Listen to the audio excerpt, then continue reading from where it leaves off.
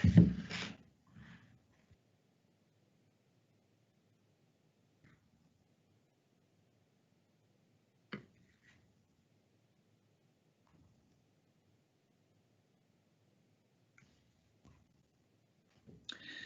morning, committee. I'll call this meeting of the Central and East Planning Committee open this morning. It's now 9:30.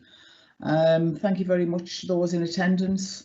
I do need to do some house rules with you before we start, and the committee itself will be familiar with these, but this is really for the benefit of new members and our observers and people who are joining us as speakers. The meeting this morning is being operated via Teams and will be broadcast live over the County Council's IT systems. The meeting will carry on until all the items have been concluded, and could I ask that all committee members stay until the very end of the meeting, please, until they're alerted by our IT people that the recording is actually ceased.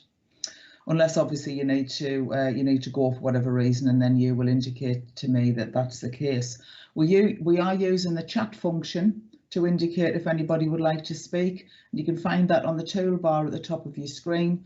If you simply send a message via chat that you wish to speak, some people do put a hand on the screen, but we do find the chat function works more successfully. And then I will take everybody as speakers in order that they've indicated they would like to speak. The normal committee protocol via Teams: if you're not speaking and you haven't been asked to speak, can you leave your microphone on mute, please? It just stops the feedback as we're moving through the meeting, and it makes it a more efficient way of operating. So that being said, thank you very much for your attendance again this morning, and I'll now move over to the items on the agenda, part A. Now, item 1 is apologies for absence. So Ian, do we have any apologies for absence? Yes, Chair, we have apologies from Councillors Blaisdell, Cochrane, Gardner and Shuttleworth. Thank you, Ian. Now, item 2, do we have any substitute members? Yes, Chair, we have Councillor Blakey as substitute member for Councillor Cochrane. Right, thank you for that, Ian.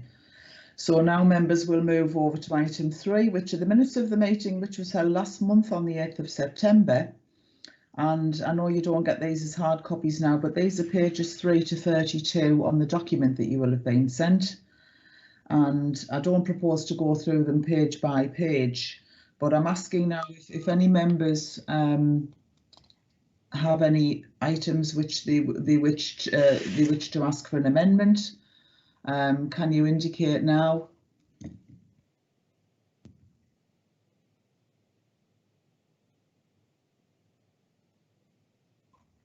Right, so I'm not having any hands up. I'm not having anybody in the chat function saying that they have anything on those minutes that they would like to amend. Chair, I'm happy to move the minutes as an accurate record of the meeting. Thank you. Thank you, Councillor Davidson. Do we have a seconder for that? Certainly, Chair, I'll second that. Right, thank you very much, Councillor Taylor.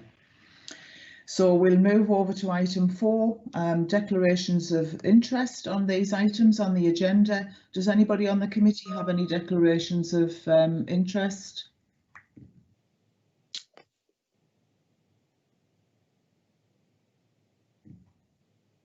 Councillor Freeman, I've got something in the chat box from you, and I'm not sure whether that's indicates you want to speak or what. Just to declare, the first item, the City of Durham Parish Council have objected to that item. I'm a member of City of Durham Parish Council, but I'm not a member of their planning committee and haven't had any input in their response to this application. Thanks. Right. Thank you very much for that, because it is important. And as always, if members, as they're going through the agenda, if they suddenly realise there could be an item there that they need to declare an interest. Well, I need to declare an interest actually in item 5D, because this application comes forward from Believe Housing, and I'm actually a member of one of the boards of Believe Housing. So when we come to that item on the agenda, I'll hand over to the Vice Chair, Councillor Leng, and she will go through that agenda, and I'll just simply wait in the waiting room to be called back into the meeting for item 6. So that's how things are going to proceed this morning.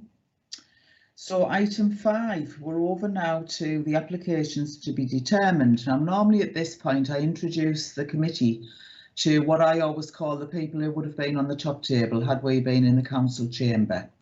So I'm going to do that this morning so that you know who those people are. And as we move through the planning applications, the other people, the other officers who will be taking those applications, they will introduce themselves when it comes to that particular item.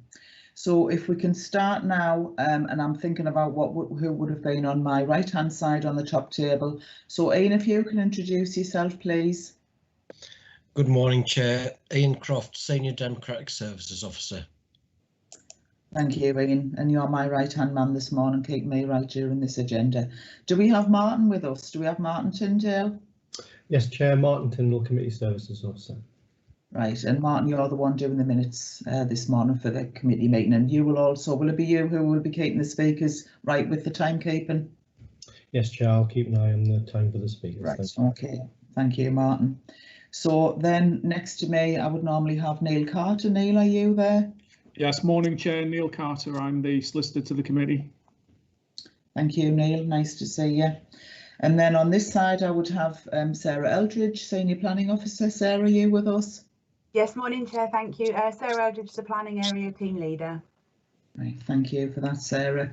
And normally on the other side of Sarah, we would have whoever in the planning team was doing the presentation. So we'll move on to the first item now. Item 5A, and this is an application at 21 Marketplace in Durham for the erection of a part 2-storey, part 1-storey extension. And the planning officer who will be taking us through this presentation is Lee Dolby. So Lee, if you can commence your presentation, please. Good morning, Chair, morning members. I'll just bring that up for you. You can let me know when you can see the presentation.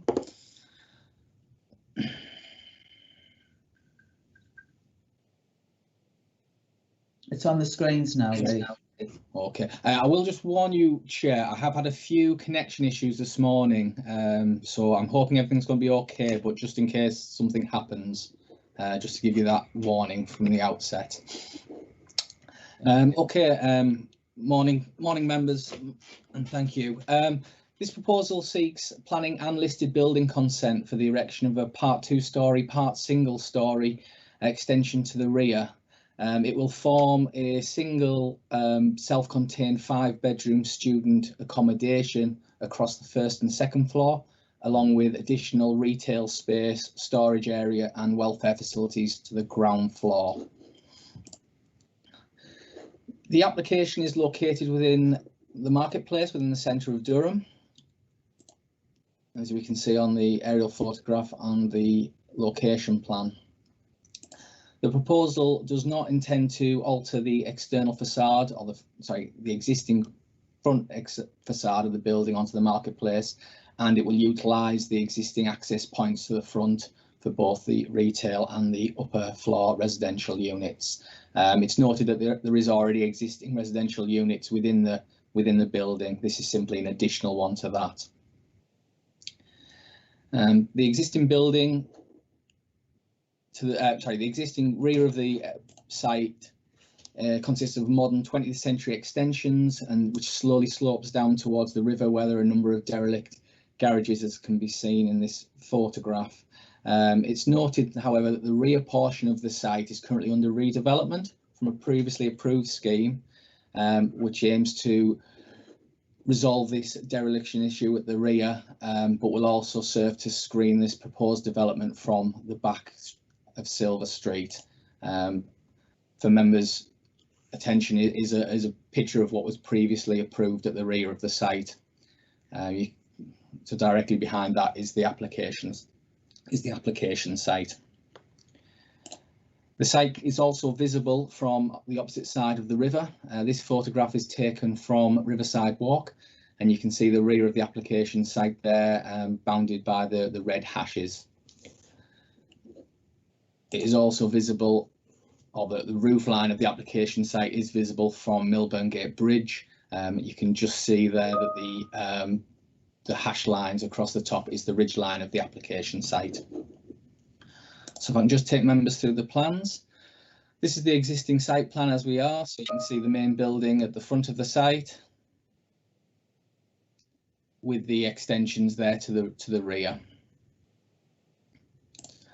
The proposed site will extend the existing rear extensions and push them towards the northwest, towards the river. This is the existing elevations that we have for the rear and the south, from the west and the south, and the proposed extensions, as you can see, moves it further towards the river and it adds the additional space to the ground floor. Another view of the existing and then the proposed, and again you can see how that is projects further towards the rear.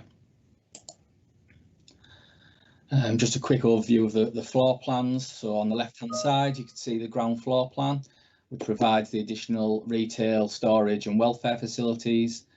The first and second floors there provide the new student accommodation, and the third floor is a roof plan.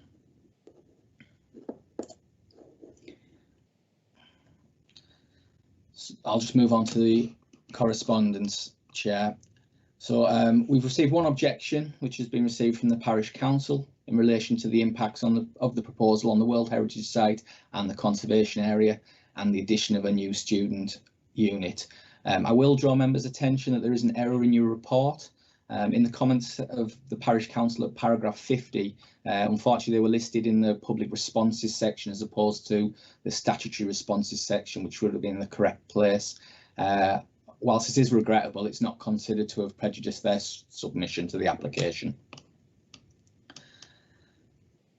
Additionally, following the publication of our committee report, further representation was received from the Parish Council in addition to their original in addition to their original objection in August 2019, which provided further detailed comments in relation to the CDP and student accommodation policies. We have received no objections from any of our technical consultees, as you can see there, subject to appropriate conditions. Following the public consultation exercise, we received two objections from Durham World Heritage, from the Durham World Heritage Coordinator and from the City of Durham Trust. These were in relation to the impact on the World Heritage Site, the poor appearance of the proposals and the design aspects. It is noted, however, I have received a further submission from City of Durham Trust this morning around about 8 o'clock. However, obviously due to the committee, I've not been able to add this to any of the presentations or the reports. However, I have been through the submission and it adds further details to their previous objection. It doesn't add any new grounds for objection, and as such it's not considered to have altered the officer's recommendation. Okay, so these are what we consider the main planning considerations with this application. I'll just go through those one by one. So the principle of development, as members are aware, the authority is in a transitional period with our local plans. We now have significant weight can be afforded to the emerging County Durham plan. However, until its adoption, the safe policies within the City of Durham plan remain the starting point for our consideration of the proposal. So in regards to policy H8 and H9 of the City of Durham local plan, these are relevant to the principle as to whether student accommodation is acceptable in this location. Policy H8 permits the use of upper floors of commercial units, provided they do not have a detrimental impact on the function, character and appearance of the area, and any extension is commensurate to the host building. As such, it's considered that the use of the upper floors are acceptable in principle in line with this policy. Policy H9 relates to houses in multiple occupation.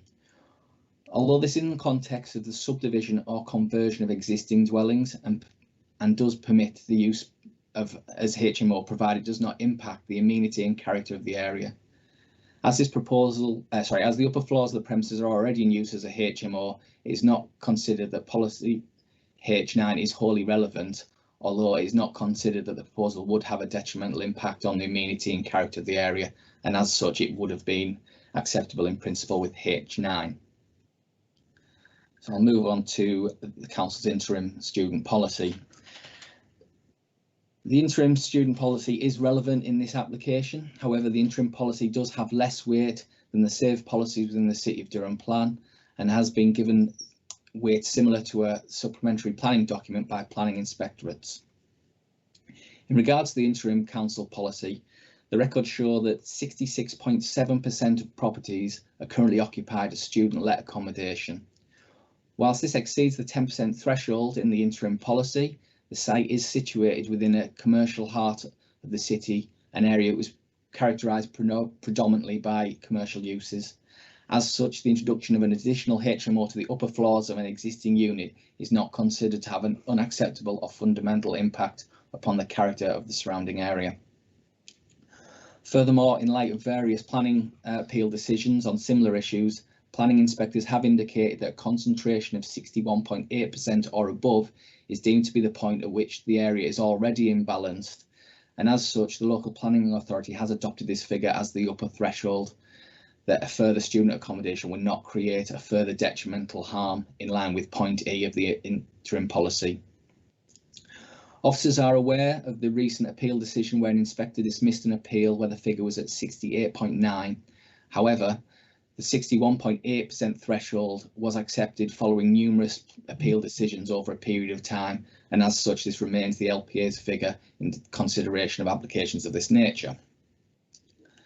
So I'll move on to the County Durham plan. Obviously, due to the advanced stage of the County Durham plan, the policies within that document can now be given significant weight. As such, Policy 16 is relevant in the decision-making process. Policy 16, similar to the interim policy, retains the 10% threshold figure, but introduces an upper threshold of 90% for Class N or student exemptions, as well as provides situational-based exemptions where proposals where commercial uses are prominent. In this regard, whilst the number of student exempt properties is in excess of the lower threshold and beneath the upper threshold of 90%, the property is located within the commercial heart of Durham City. As such, Policy 16 would support student accommodation proposals within the town centre where non-residential uses are dominant, and the use of the upper floors above retail would not impact the character and residential amenity of the area. As such, it is considered that the proposal is acceptable in line with Policy 16. So I'll just move on to the impact on the designated and non-designated heritage assets. So the main area to consider are the proposals in relation to the listed building and the conservation area and World Heritage Site, and these are covered in detail in your committee report, members.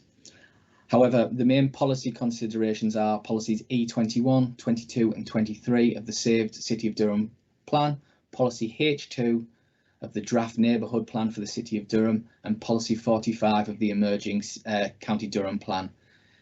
In a brief overview of these, all require that new developments preserve, sustain or enhance heritage assets. The Council's Design and Conservation team have assessed the proposal in detail and concluded that the extension would not have a detrimental impact on the significance of the individual listed building, nor would harm the character, appearance or significance of the surrounding conservation area or the setting of the World Heritage Site and the adjacent assets. So for members, as I've previously shown, you can see when viewed from Riverside Walk, the immediate area consists of various developments of varying designs, and it is considered that this development would not appear incongruous within this setting.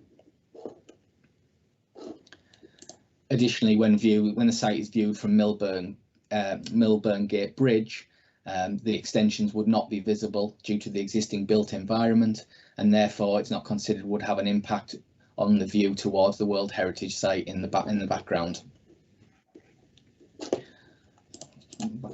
Oops, excuse me, Chair. Excuse me, apologies, I've gone the wrong way.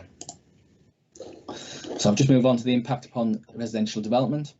It is not considered that the proposal will have any detrimental impact on the existing residential amenities of the surrounding occupiers due to the separation distances, and would provide sufficient amenities for all future occupiers. As such, it's considered acceptable in this regard. Additionally, in terms of highway safety, it's not considered that the proposal would cause any highway safety concerns, and this has been supported by our comments from our highway colleagues. Excuse me. Ecology have been consulted and the relevant information has been provided, and they're happy that there'll be no impact subject to a condition on relating to bats, and any other issues can be mitigated through condition. So in conclusion, Chair, the principle of the development is considered to be acceptable in line with the saved, interim and emerging policies. The proposal will not have a detrimental impact on the conservation area or the World Heritage Site, and it will adequately protect residential amenities for neighbours and future occupiers. It is therefore recommended that the application be approved subject to the conditions set out in your report for the above reasons. Thank you, Chair. Thank you for that position, Lee. Now then, there's an echo on this. I don't know whether it's because you've still got your presentation on the screen or, but I'll proceed. So thank you very much for that presentation, Lee. We do have speakers registered to pass comments on this item. And so I'll move over now to the first of the speakers. And obviously there might be an opportunity when those speakers have given their, you know, what they want to say, to come back to you later to answer any questions or any of the other officers. So we'll just play that by ear as we move through. So the first person who I have registered to speak this morning on this item is Councillor Roger Cornwell. Councillor Lee, can you take your presentation off the screen, please, so we can see the rest of the people who are with us. Councillor Cornwell, I do know that you are with us at the meeting, so can you hear what I'm saying, and did you hear the presentation? Yes, I can hear you. I heard the presentation and right. I'm ready to go. Right, okay. So we'll move over to Councillor Roger Cornwell, who is representing the City of Durham Parish Council this morning. So if you would like to start speaking now, Councillor Cornwell, thank you very much. Thank you, Chair. This is a time of transition. The County Durham plan goes to Cabinet tomorrow, and they will, barring something quite extraordinary, be recommending to full council, which is on Wednesday of next week, that they agree to adopt the County Durham plan, and that will happen immediately. So from the 21st of October, the County Durham plan will be the only game in town. This new plan therefore has very considerable weight, and I think that's been indicated to you. You have to decide how much weight to give to the new plan and how much weight to give to the save policies of the County Durham local plan, which of course still have full weight. But that's the plan we'll be bidding farewell to. Fortunately, it's not a particularly difficult task, because both plans should, in our view, lead you to the same conclusion, which is to refuse these linked planning applications. There are two grounds for our opposition. One is the level of student accommodation, and the other is the impact on the World Heritage Site. Both the interim policy on student accommodation and the County Durham plan, part 16.3, agree that a change of use to a student HMO will not be permitted if the percentage is more than 10%, percentage of properties benefiting from a student exemption. In this case, the level is, as the officer said, 66.7%, which is almost spot on 2/3. Both policies do have this escape clause that if the level of student properties is so high that the conversion of further properties will not cause any further harm.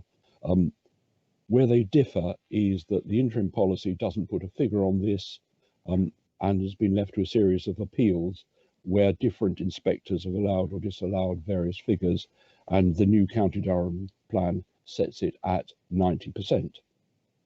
Now, reading the officer's report, I was surprised, and he said it again this morning, to quote, inspectors have indicated that a concentration of 61.8% or above is deemed to be the point at which an area is already imbalanced.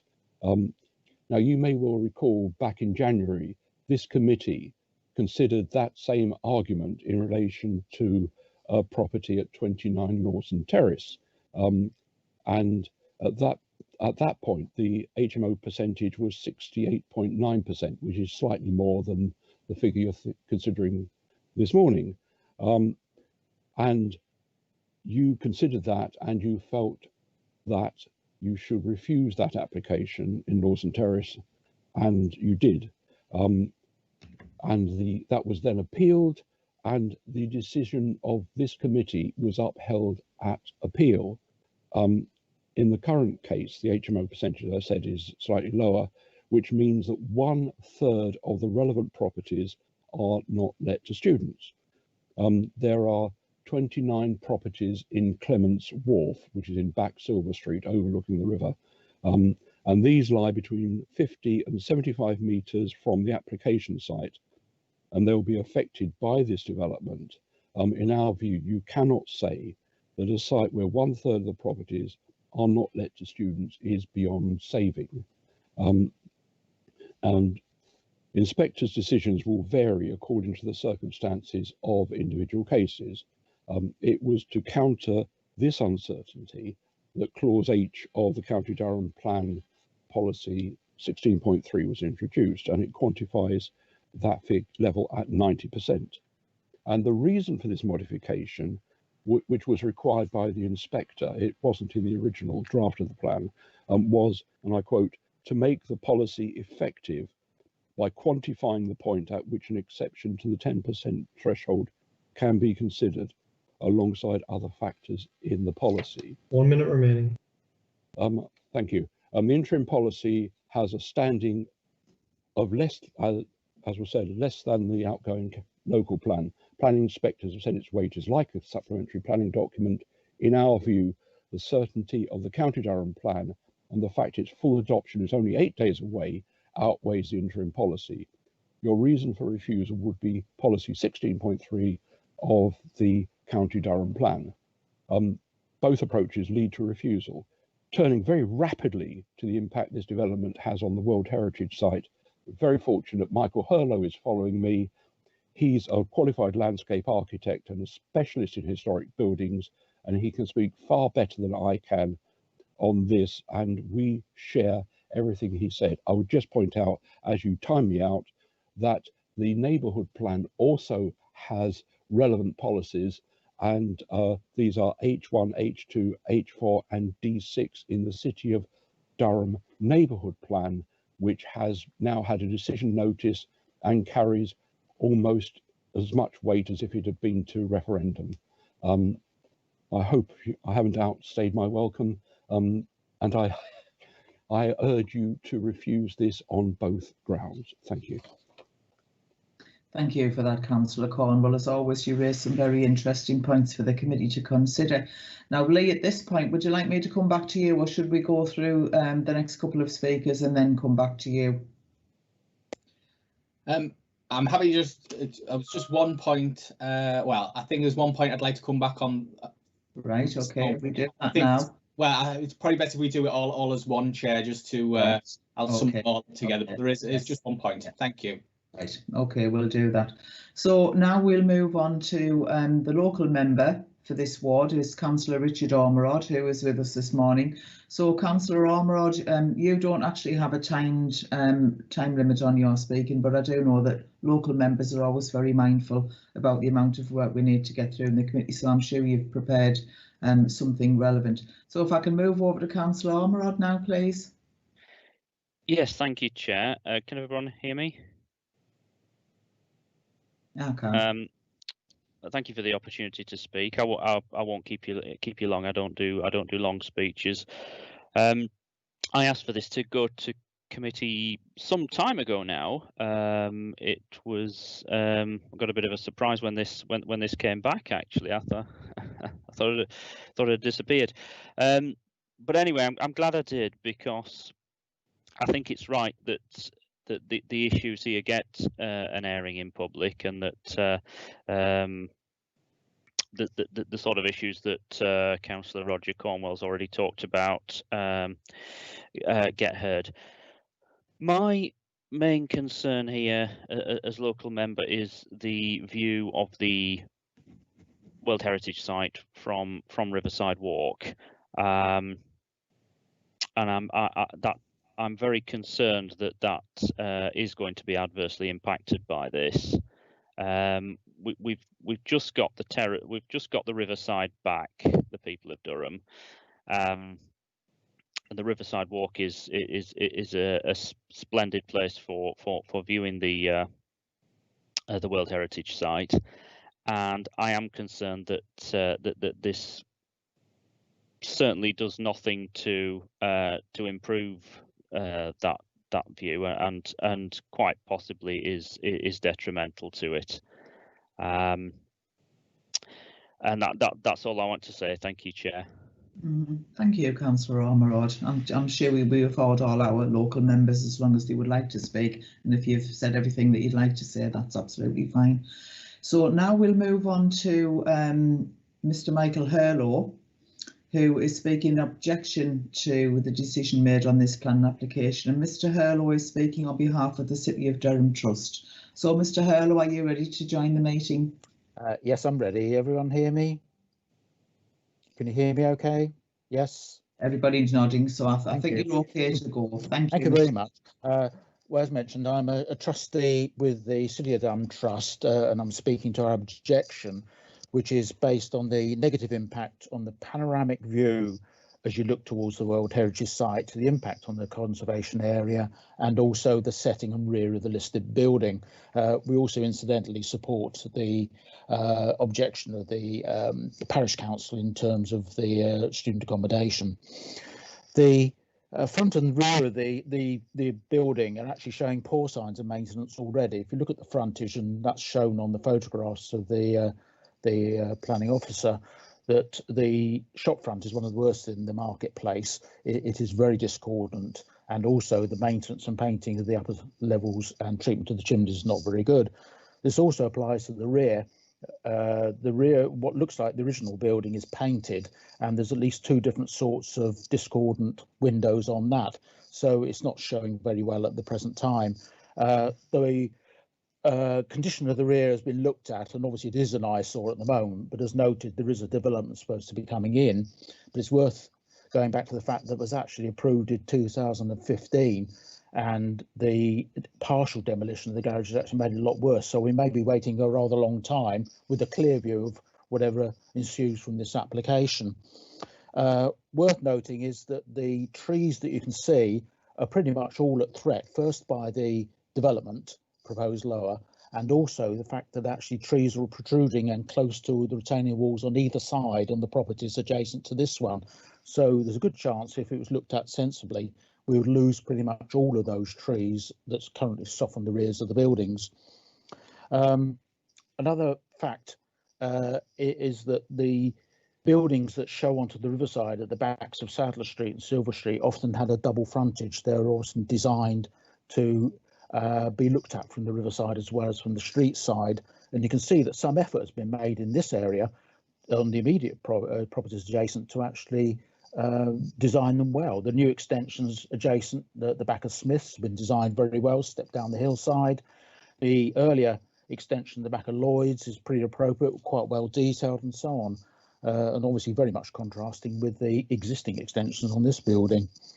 I think well, I would have to say they are very basic, and note even the Design and Conservation Officer struggles a bit with their condition. He says they have limited interest that does not contribute in a particularly positive fashion. Well, I think to us all in the trust, that's actually negative, and I think he's struggling there to actually justify something that's already poor. The building is very important. It sits up on the skyline as part of a group, and you can see that group as it runs down to the World Heritage Site. So it's clearly on view, it's clearly part of the view. This will remain even with the lower building.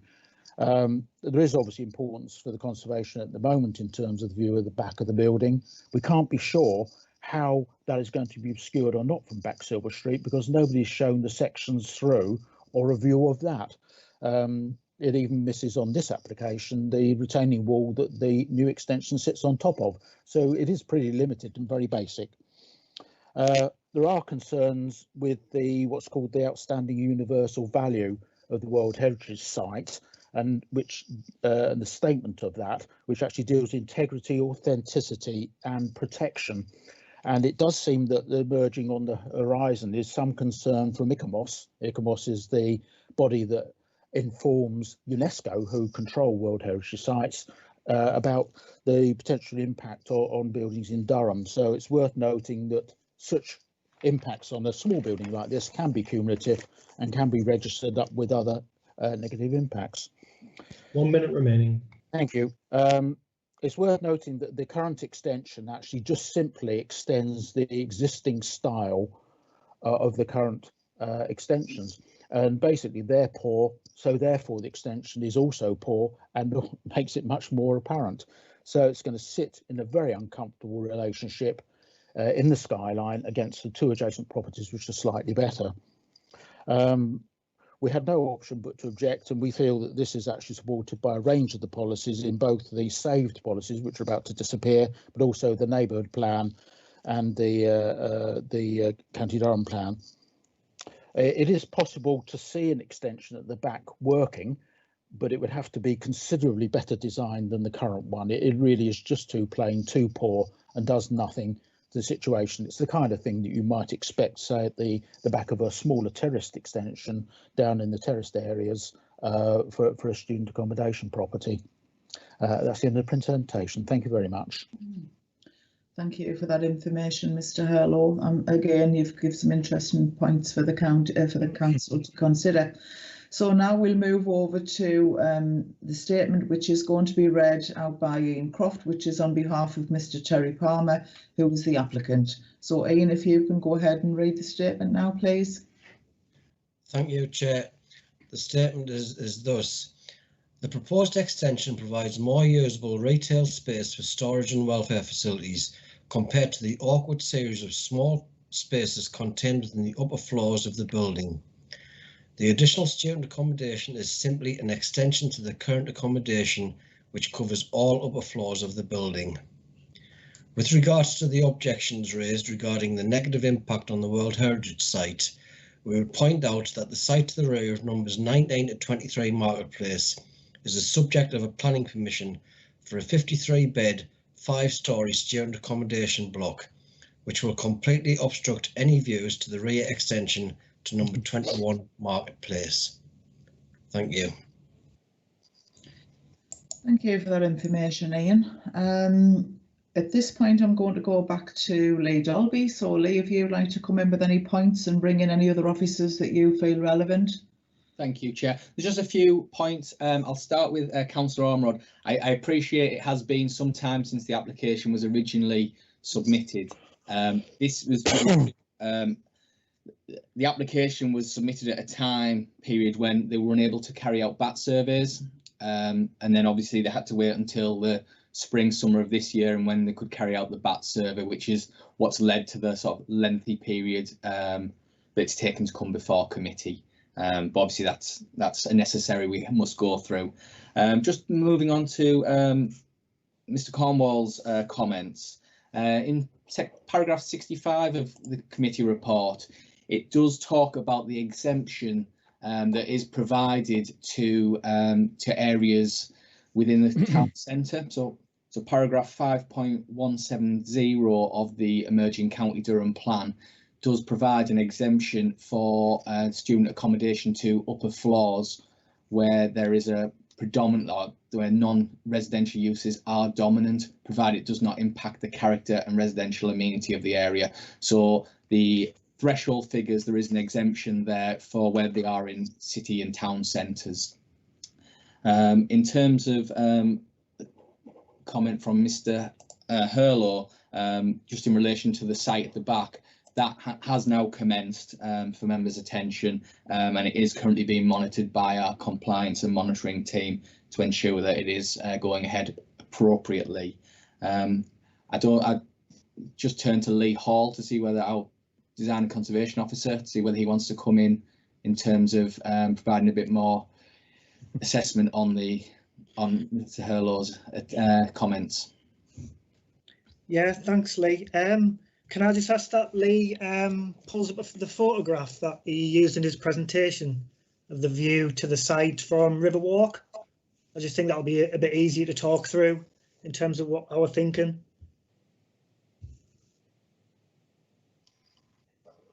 if it works.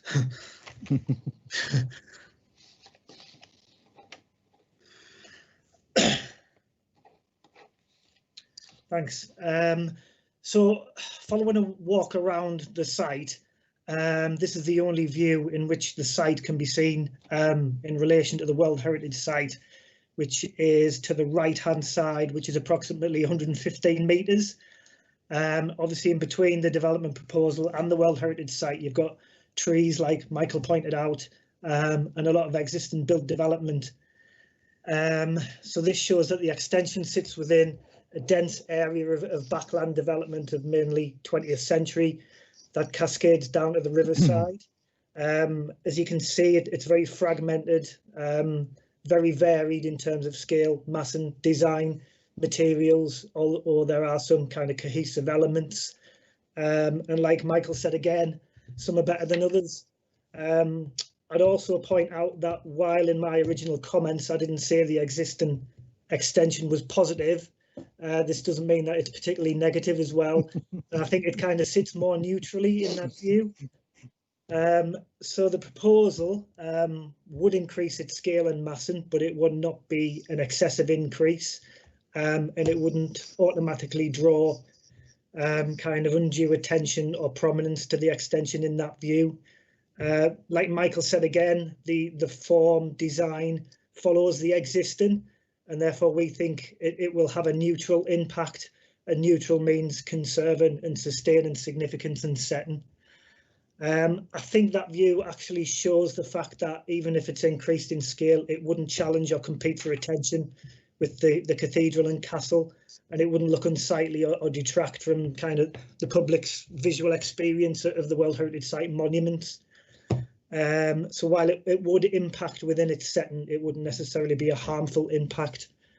And the last point, like Michael said, outstanding universal values are a key consideration, and I think the main one is the visual drama of the cathedral and castle and its relationship to Framlegate Bridge, the riverside, and again we don't think it would harm that aspect of its outstanding universal values.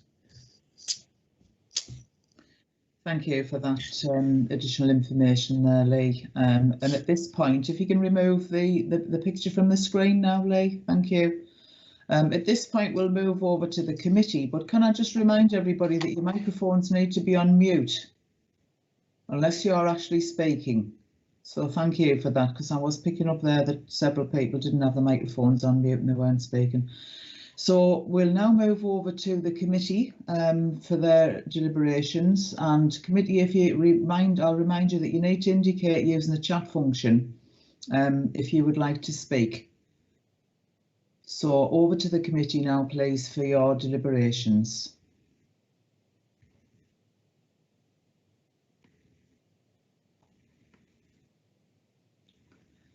Anybody got any questions of the officer presenting the recommendation, or of anybody who's given additional information, or indeed our legal people?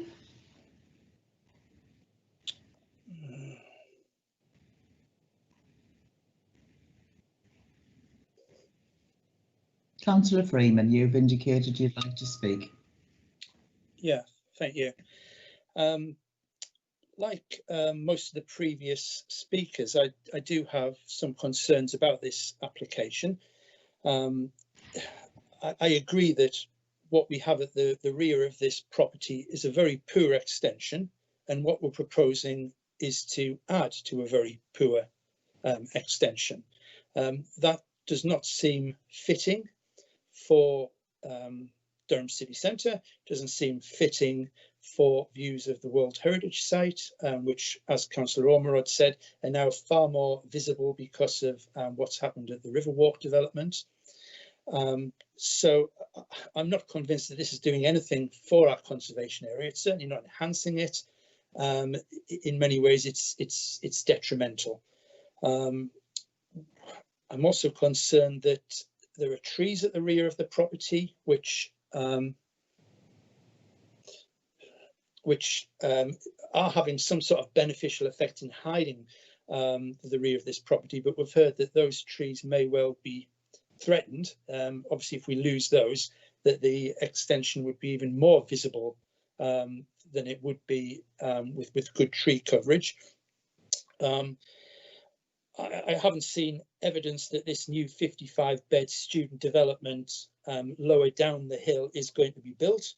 It's possible that the whole student market for purpose-built student accommodation is about to collapse in Durham with the failure to attract foreign students in years to come to Durham University.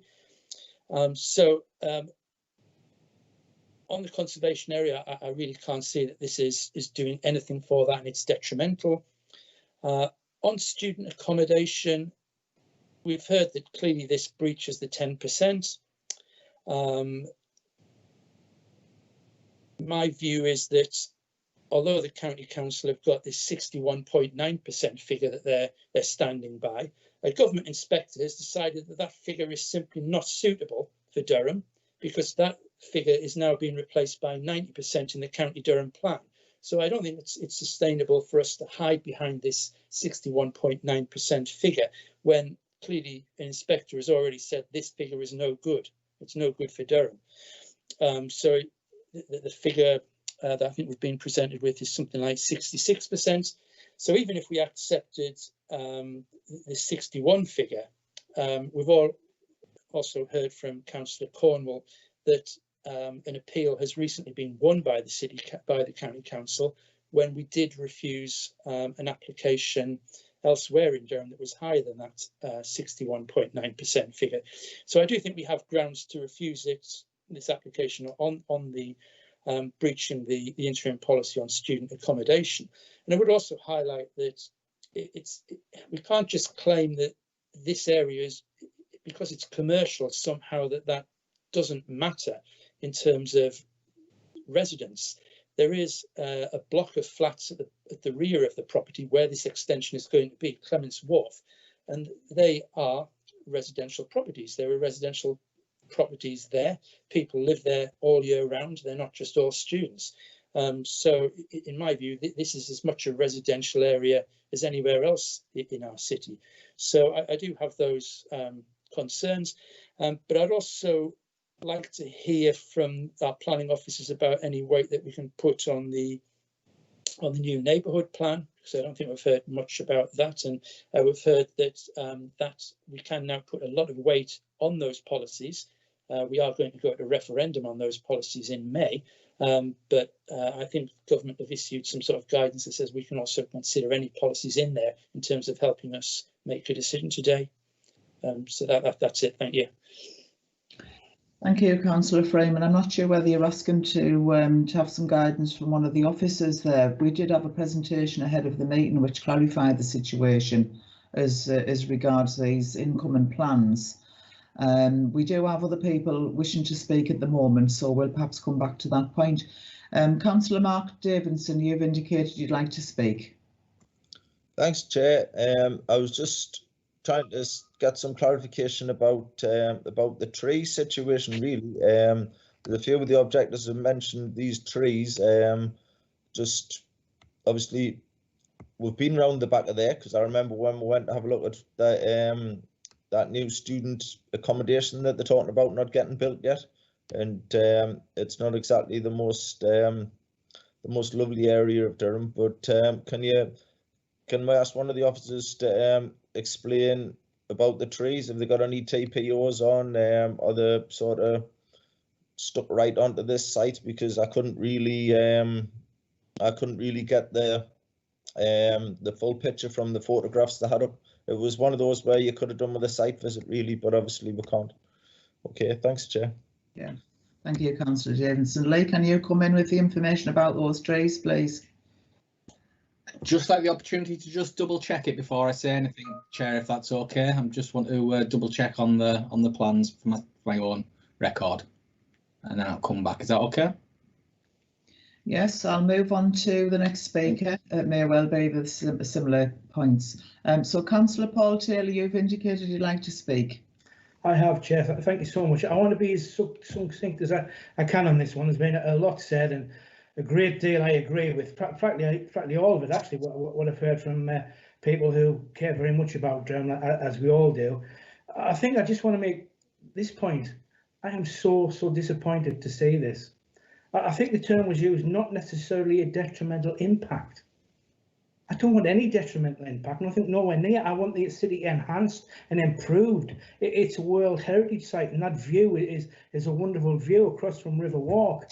I'm just so very disappointed that this is before us. It's not acceptable in any shape or form, to my way of thinking. We should be looking to improve and enhance the city, not just accept anything, which in this case we seem to have done. Sorry, Chair. Thank you. No, everybody's entitled to the viewpoint. Thank you for that point of view, Councillor Taylor. Lee, have you found the relevant information yet?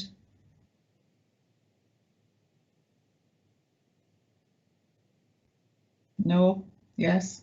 Yeah, no, so sorry, Chair, there's something on. Not yet, I'm just trying to bring it up. I'll indicate as soon as I've got it. Okay. So I'll come now over to Councillor Jan Blakey, who's indicated to speak. Councillor Blakey, would you like to give your thoughts, please, or your questions?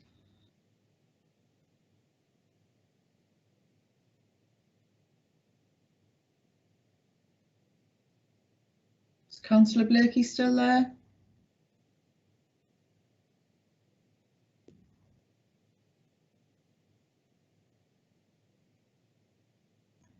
Now, I can't see Councillor Blakey on the screen. I'm not sure whether Councillor Blakey has our microphone on mute and isn't aware of it.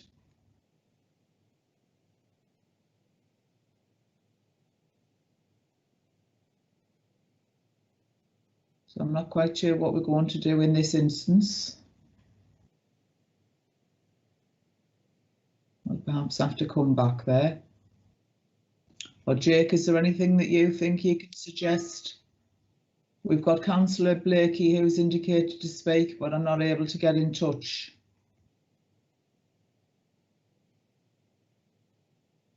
No. Okay then, thank you. Ian's indicated we can't see Councillor Blakey in attendance just at the moment. So Lee, I'll come back to you once again. Have you been able to find that section about the trees and whether they're protected or not? Yeah, there's no tree preservation orders on the trees to the rear, but obviously they are protected by virtue of being within a conservation area. I was just trying to double check the plans in relation to the trees, but my system's locked me out of the application file. But they are protected by virtue of the conservation area. So in effect, what does that mean? They as part of the permission, if we granted the permission, they would have we would be also granting the permission to remove trees that are identified to be removed on the plans. Right, okay, so Councillor Davidson, is there anything else you'd like to come back in with there? Well, yeah, unfortunately, obviously, because Lee's been locked out, that's not a great answer. Okay, then from previous applications that we've been on, there's been a lot talked about the area that the roots go around. I can't remember what it's called now, and things like that. Paul's doing all sorts of gestures. I think he's talking about the same thing. I like the root. You know what I'm talking about, hopefully. The area that the roots go out, just to make sure that you don't sort of chop off the roots off and then the tree dies that you're trying to protect and all that sort of stuff. So has all that been taken into consideration? Because I can't remember seeing that in the report either. Sorry, Chair. Yes, well, the relevant parties have all been consulted. Obviously, if the root protection areas, whilst I can't say 100% at the moment because I can't get in, but I believe that the trees were to come out, so the root protection area would be not necessary because the tree would no longer be in situ. So to absolutely clarify that then, Lee, what you're saying is those trees will actually be coming out. That is my understanding, but as I say, I've been locked out of our system, so I can't say for 100% certainty to you today, Chair, unfortunately. Right. So they don't actually have TPOs on them, but because they're within the conservation area, they would be protected by virtue of that guidance. Yeah, I mean, obviously, our ecology colleagues have looked at it as well, and they have no objection to the proposal, which that would obviously include habitats such as trees.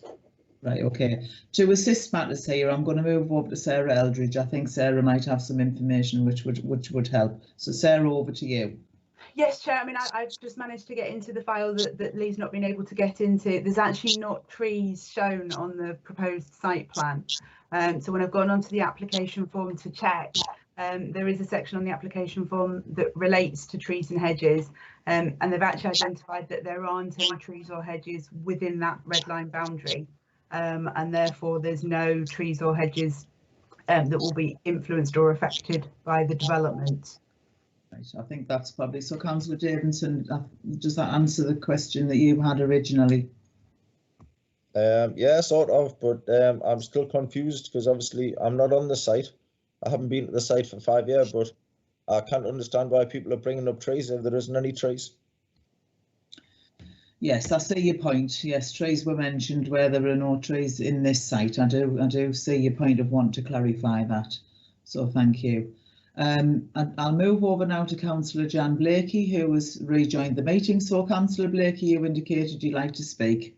Yes, thanks, Chair. My builders arrived 2 hours early. Oh, right. What it is I've been looking at it, and the more I look at it, the visual impact from the back of that building it's just wrong. It just looks wrong to me. I agree with the trust saying that it's of poor quality, and we should be highlighting what we've got, not bringing it down. That's my comment. Right. No. We welcome comments from the committee. Would anybody else on the committee like to speak, ask any questions?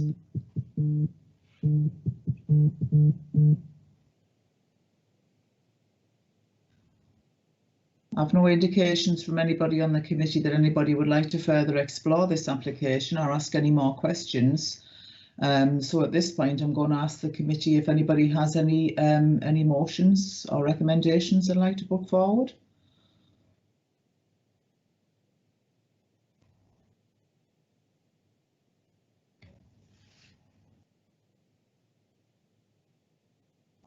We've seen that the report actually moving through the plan and considerations is for approval of this application, and we've heard from several members of the committee.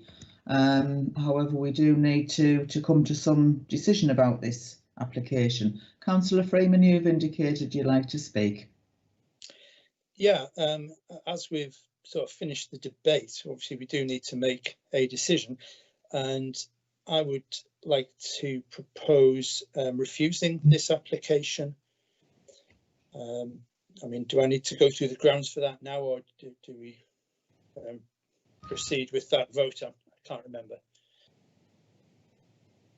But the grounds for refusing it, as I say, are the issue of student numbers being breached above the council's interim student policy, and also taking account of the County Durham Plan section 16, which relates to student accommodation, where the figure is 90%.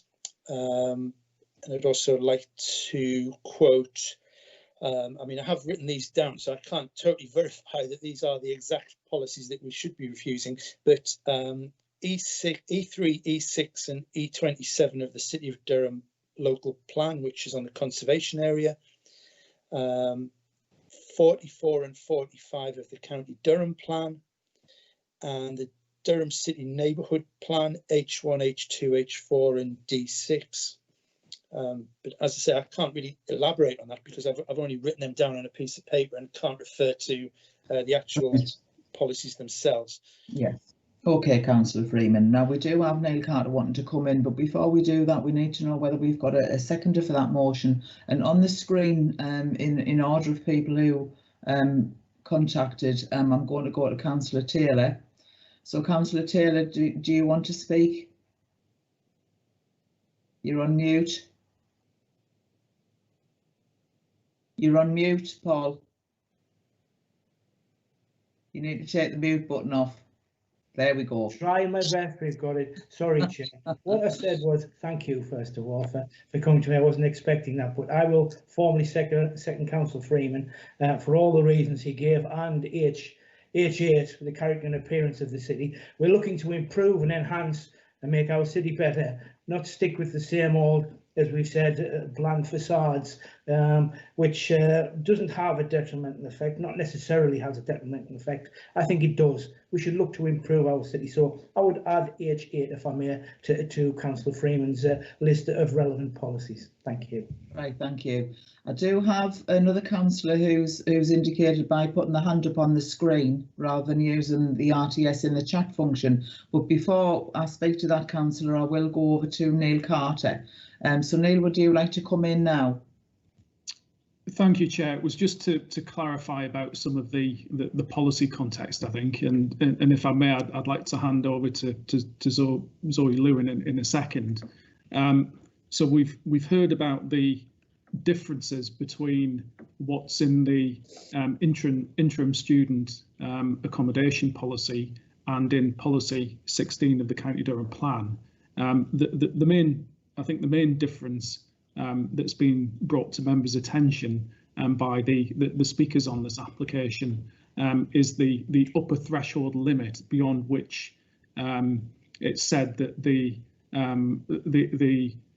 existing uses are so imbalanced that there's an exception to be made. Now, there's no particular percentage in the interim policy, so it's a matter of judgment as to what level the level at which that imbalance is reached. The policy 16 has that 90% figure. Now we know we're below that 90% figure. However, there is a further exception that's been referred to in the officer's report, and that's in relation to a situation where you have commercial or town centre uses on the ground floor and potential residential uses above. So that's nothing to do with the figure of 61.9% or a higher figure, depending on what your view on that is, or the figure of 90%. That's a completely different exception, which would as officers we feel is in play here. So I think that needs to be considered as well, rather than just a very narrow consideration of the exception that relates to basically a saturation point. So there is a different exception, we say, that's in play here that I think members need to have a look at. Clearly the issue of whether the application preserves the character and appearance of the heritage asset here, or whether it doesn't, is essentially subjective. Again, you've heard from the design and conservation officer. He thinks it's essentially a neutral impact. Obviously, members are free to take a different view on that. It is essentially subjective. So I think I've got everything that Councillor Freeman's put forward by way of refusal reasons on this, but I'm not entirely comfortable with the reliance upon the policy 16 criteria. I think it's H that's being referred to. I think it would be advisable to have a look at the criteria in I. And with that, I'll perhaps just hand over to Zoe so she can perhaps put a bit more meat on the bones of what's actually in that criteria, and there's some supporting text that goes with that.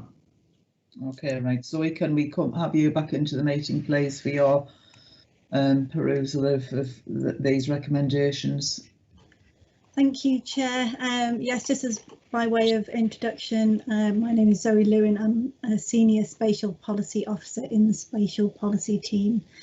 And just to follow on from what's just been said by Neil, criteria I does have some supporting text which goes further to explain how that criteria is to be applied. And it states that there are some instances where a high proportion of residential properties are exempt from council tax charges in a given area. because there is a low proportion of other residential uses.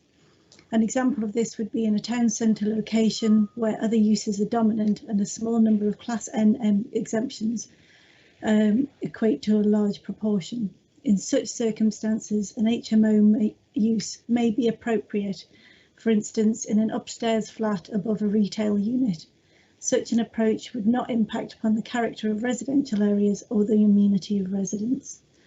So I think that goes some way to explain further how criteria I would be applied, and that is the relevant criteria for determining this application. Also, just in relation to one of the points made earlier about the weight to be given to the Durham City Neighbourhood Plan, a decision statement was issued on the 17th of August 2020, and this confirms that the neighbourhood plan can proceed to referendum subject to the plan incorporating the recommended changes set down in the examiner's report, and once restrictions linked to COVID-19 are lifted. As things stand, no referendums can take place before May next year. The planning policy guidance has recently been adapted to address these current restrictions for decision making, where the local planning authority has issued a decision statement detailing its intention to send a neighbourhood plan to referendum. Significant weight can be given to the neighbourhood plan, albeit so far as a material to the application. So this is also on the basis that the degree of weight given to an individual policy will depend on the extent of any changes required by the examiner's recommendations. And again, this is in accordance with paragraph 48 of the National Planning Policy Framework, which was explained in the officer's report. What I would say is I know some of the policies that have been quoted by speakers, so H4 and I think it was D2 actually can be given no weight at this point, as the inspector has requested that those policies are deleted from the neighbourhood plan. But again, those issues have been set out in the officer's report as part of the balance of decision making. Right, thank you for that, Zoe. I think that does help to clarify slightly with the councillors the relevant policies that they need to be bringing forward. I will go back to Councillor Freeman and Councillor Taylor to just ask, are there any more policies that you would like to add into? Yes, Chair, it's more an interpretation of residential area. This is a city centre, not a village or a hamlet. Therefore, residents of the city centre tend to move about within the marketplace. People will come down from Clearpath and other areas. So residents are more transition and use the whole area at a city centre. And I think, therefore, given what I've just said, having lots of students there would be detrimental to their amenity, residential amenity, because, as I said, it's a city centre and people travel about. So the interpretation I've given it is somewhat different to Zoe's, and I think many other people would understand that. As people from the villages go into the city as well, they will see residents of the city using the market square, moving about quite freely in a different fashion, a different lifestyle to we see in the villages. So I do think it's detrimental to residents within the city centre. Thank you. Councillor Freeman, have you anything else to add to the reasons that you've already put forward? Well, it's really just to back up what Councillor Taylor's just said. There is a block of flats behind this. Well, yes, behind this proposed development, which is residential. Clements Wharf is a residential development. Now, many of the people that live there are students, but many of them are not. So even if we ignore the marketplace, the point is that meters away from this property, we have a large number of residents who inevitably will be detrimentally affected by the different lifestyle that some students choose to live, particularly at the moment. Right, now at this point, we don't have any other motions, and I'm going to bring Councillor Blakey in, who's been very patiently waiting while we've sort of teased this issue out. So Councillor Blakey, would you like to come in now with what you wanted to say? Yeah, Chair, thank you very much. I was just going to second what Councillor Freeman was going to do, but Councillor Taylor's obviously done it. Having been used to a city centre, you do get a good mix of students and residents, but sometimes, you know, they need the space. That's all I'll say. Thank you. Okay, thank you, Councillor Blakey. So at this point, we don't have any other motions on the table. We do have a motion to go against the officer's recommendation, which was moved by Councillor Freeman and seconded by Councillor Taylor. We've heard from our legal representative, Neil Carter, but at this point, we need to go to a vote by the rest of the committee. Now, what will happen is Neil Carter will ask the councillors individually which way they would like to vote, and then a record will be taken of the result. So Neil, can I hand over to you now, please? Yes, thank you, Chair. So this is a vote for refusal. I'm going to, on the basis of the reasons put forward by Councillor Freeman and seconded by others, I'm going to take it on the basis that it's refusal of both applications for the same reasons, because there is actually two applications here, a planning application and a listed building application.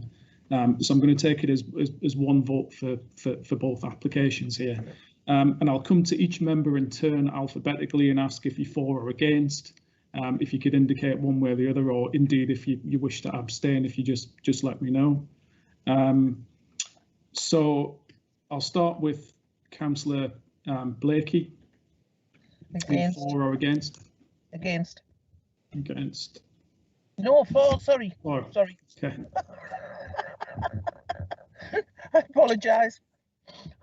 I'm for the proposal of refusal. Yeah. Councillor David Brown. I'm against the motion. I wish to support the officers. Okay, thank you. Councillor Katie Corrigan. For the refusal. Okay. Councillor Colt. For the refusal. Councillor Davidson. Against, Chair. Okay. Councillor Freeman. For. Thank you. Councillor Hawley. For. Councillor Iveson. Against. Councillor Manchester. Sorry, Councillor Lang. For. Thank you. Councillor Manchester. For. Councillor Robinson. For. Councillor Taylor. For, Chair. Thank you.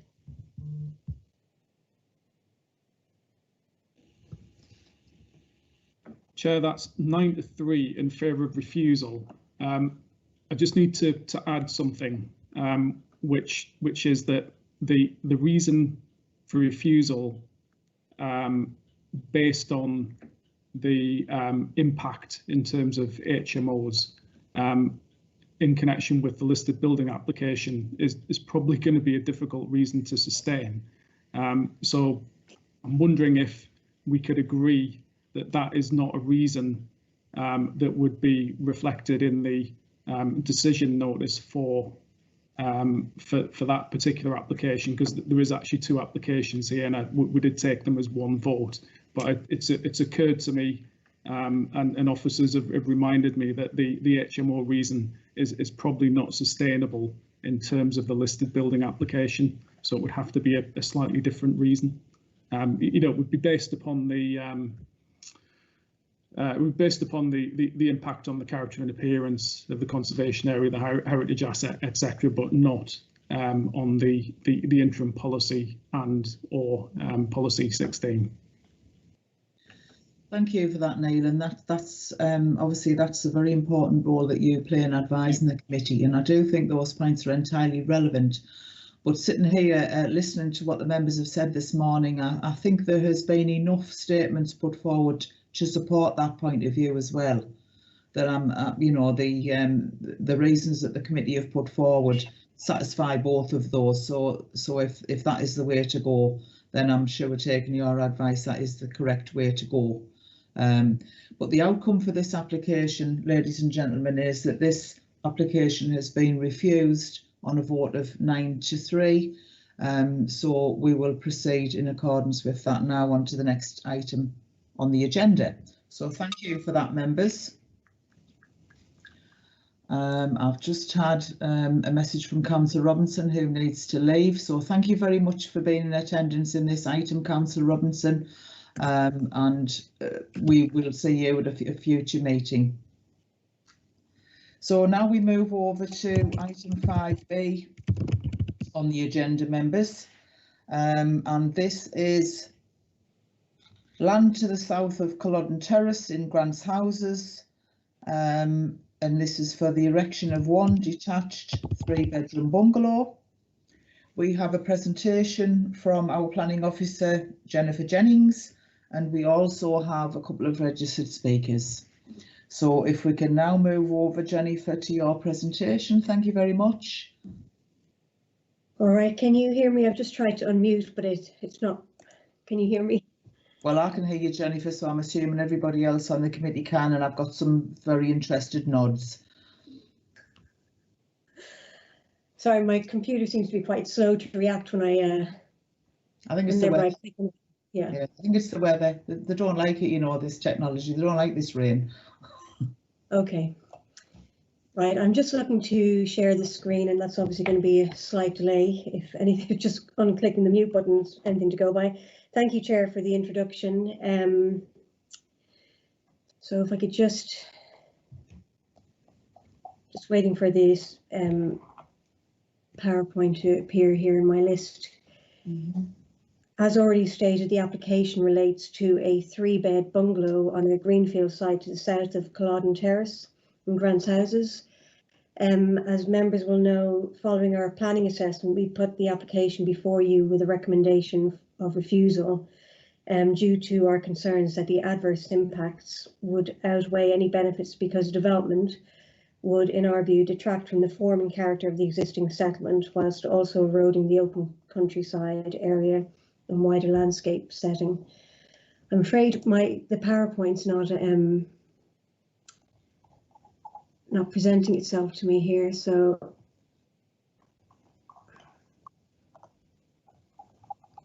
I'll just see if I can access it in a separate location.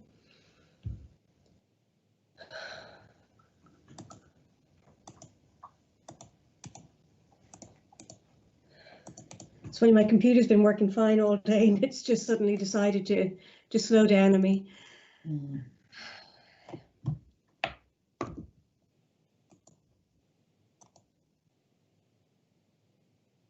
Would anybody else have access to the presentation, Jennifer? Has anybody else got it as a backup? Oh, if you're able to access it, Sarah, I can't, for some reason it won't upload for me. I think yours is actually uploading now, Jennifer, but if that doesn't work, I'll go in and pull it out. Okay.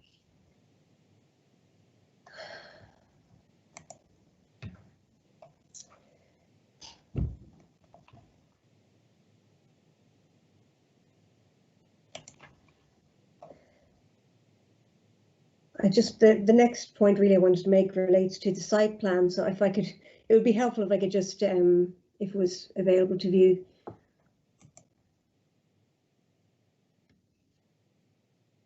Has that come up on?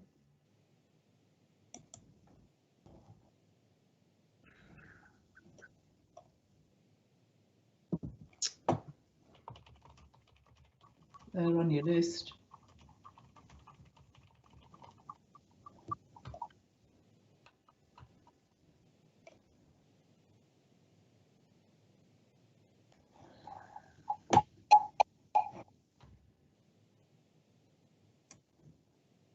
Jennifer, if you're able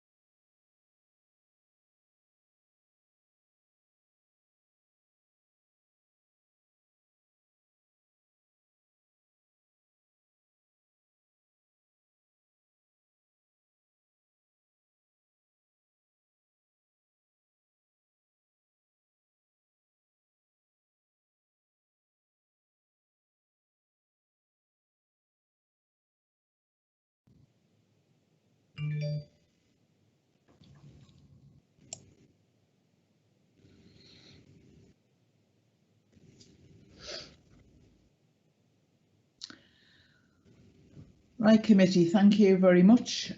We do have a little bit of problem with the IT there, and so with that in mind, what we've decided to do, it's within my gift to move the agenda on.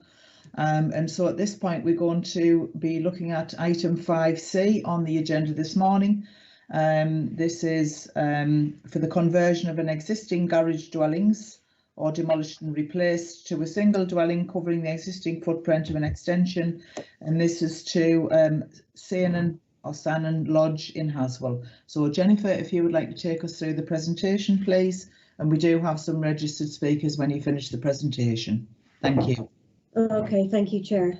So as stated, this is an application for the conversion of an existing garage to a detached two-storey dwelling east of Sannon Lodge, just outside the settlement of Haswell. This application is presented to members with a recommendation of refusal. This is on the basis that the size and scale of the conversion works are considered disproportionate, contrary to emerging policy, and therefore it's deemed harmful to the character and appearance of the countryside. There was a second refusal reason put forward also, which related to the amenity distances between the existing house and the two-storey conversion. However, I need to just update members at this stage that the applicant has agreed that the windows on the existing dwelling, Sannon Lodge, which would have been affected by the development, can be obscure glazed, and we agree that this can be achieved through condition. So just to move forward through the presentation. The site plan is, you can see the red line boundary located just west of Haswell. The site in our view clearly reads as separate from the settlement form and in visual terms is poorly related to it. The aerial view further clarifies its location within the countryside. The proposed location for the house being located within the left side of the red line boundary. So you may just be able to make out the garage structure just to the left of the grouping of trees there. So the first photo shows the front elevation of the garages. They face southwards towards the link road between Haswell and Haswell Plough. The photo just gives you an indication of their scale and the extent of them. And then that's the rear view, which faces northwards. This view is also of the rear elevation, and it just shows its relationship to the neighbouring property, Sannon Lodge, which is to the right of the photo. And then that's the front view, indicating that relationship between the two buildings. This view is looking northeast, and to the right of where the proposed dwelling would be located. It shows the existing area of trees protected under TPO. Some tree works are proposed, but the tree cover would largely remain intact. This particular photo is looking now to the southeast towards the link road that goes between Haswell and Haswell Plough, and in the foreground you can just see a field in equestrian use. The next two images show two sections of access track leading to the property. These images are of the northern track, and it's a 200-metre long track from the adopted highway to the property, and it also doubles for part of the length as a public right-of-way. And just from that track you can see the view of Sannon Lodge off the road there. And then this was the alternative access track. It's a shorter length, it's about 139 metres long and leads directly to the proposed dwelling. You can just make out, I'm hoping you can see it there in the distance, just the garage buildings, the two gable end structures there in front of the trees.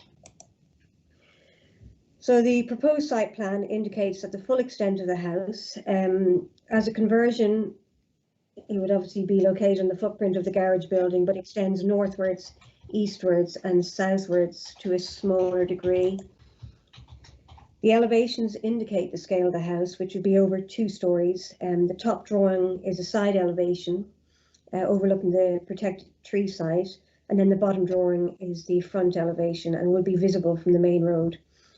Whilst the council concede it is a well-designed property, there is conflict with the terms of emerging policy 10, in relation to the extent of the works allowable for conversion works within countryside areas.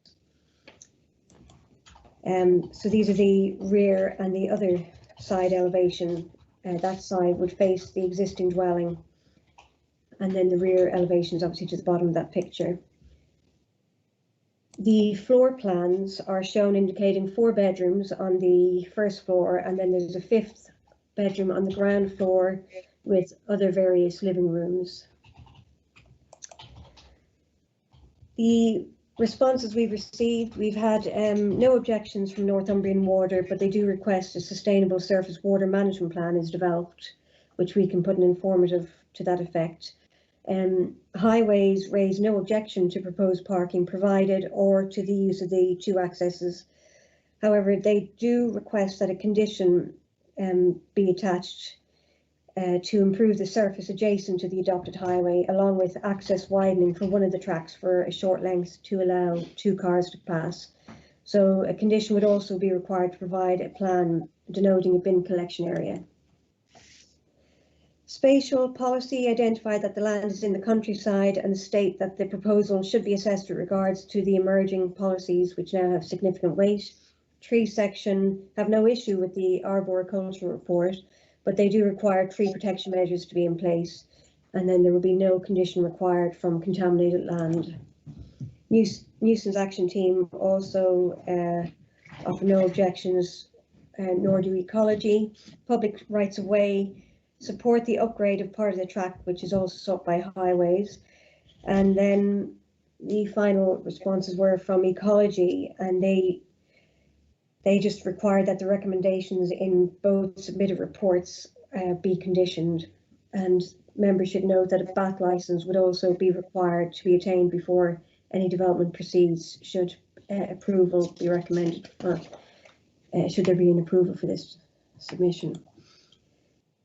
We have received 4 letters of support stating that the development would be a welcome investment in the area, would help support local businesses, and would also have easy access to local services. So the main planning considerations are highlighted as shown and detailed within the committee report. So as has already been stated, but I just need to make the point again for this application. The emerging policies in the County Durham plan now carry significant weight. However, as the proposals relate to new housing and there are no relevant up-to-date saved policies and the emerging plan is not formally adopted, the current decision needs to be made in line with paragraph 11 of the NPPF. So this requires that we approve sustainable development unless there are significant and adverse impacts that outweigh any benefits. As part of this planning balance, relevant policies in the emerging plan should be considered. So to summarise our main assessments, the proposal would be located within an area that has some local services, with the nearest services within walking distance and benefiting from a regular bus service. So in our view, we do consider that the site would have some beneficial sustainability merits. However, we have identified that there is a conflict with emerging policy 10 of the County Durham plan relating to development in the countryside. This conflict relates to the impact on the character and appearance of the area. As outlined in the report, the proposals were considered to cause adverse harm to the countryside due to the disproportionate scale of the conversion proposed. However, in relation to the other planning considerations, there have been no identified adverse impacts, or where impacts are identified, these can be mitigated by means of condition. So to conclude, in line with paragraph 11 on our planning balance, the benefits are identified in terms of limited boost to housing supply, limited uplift in economic expenditure resulting from the development, and then there are obviously some sustainability merits due to a small range of services and a regular bus service within proximity. However, the adverse impacts are considered to be that the development would harm the character of this part of the countryside through substantial and disproportionate works to the garage building to create the dwelling, which would be contrary to emerging policy 10 of the County Durham plan. On this basis, we have determined that this conflict with policy would be a significant adverse impact and we consider that outweighs the benefits, and refusal is recommended at this time. Thank you, Chair. Thank you, Jennifer, for that presentation. And now we will move over to the two registered speakers. And first registered speaker, we have Councillor Eunice Huntington, who represents this ward, and then Claire Hatton, who is speaking in support, and Claire is the applicant. So Councillor Huntington, if you would like to go ahead with your presentation, please. Thank you, Chair.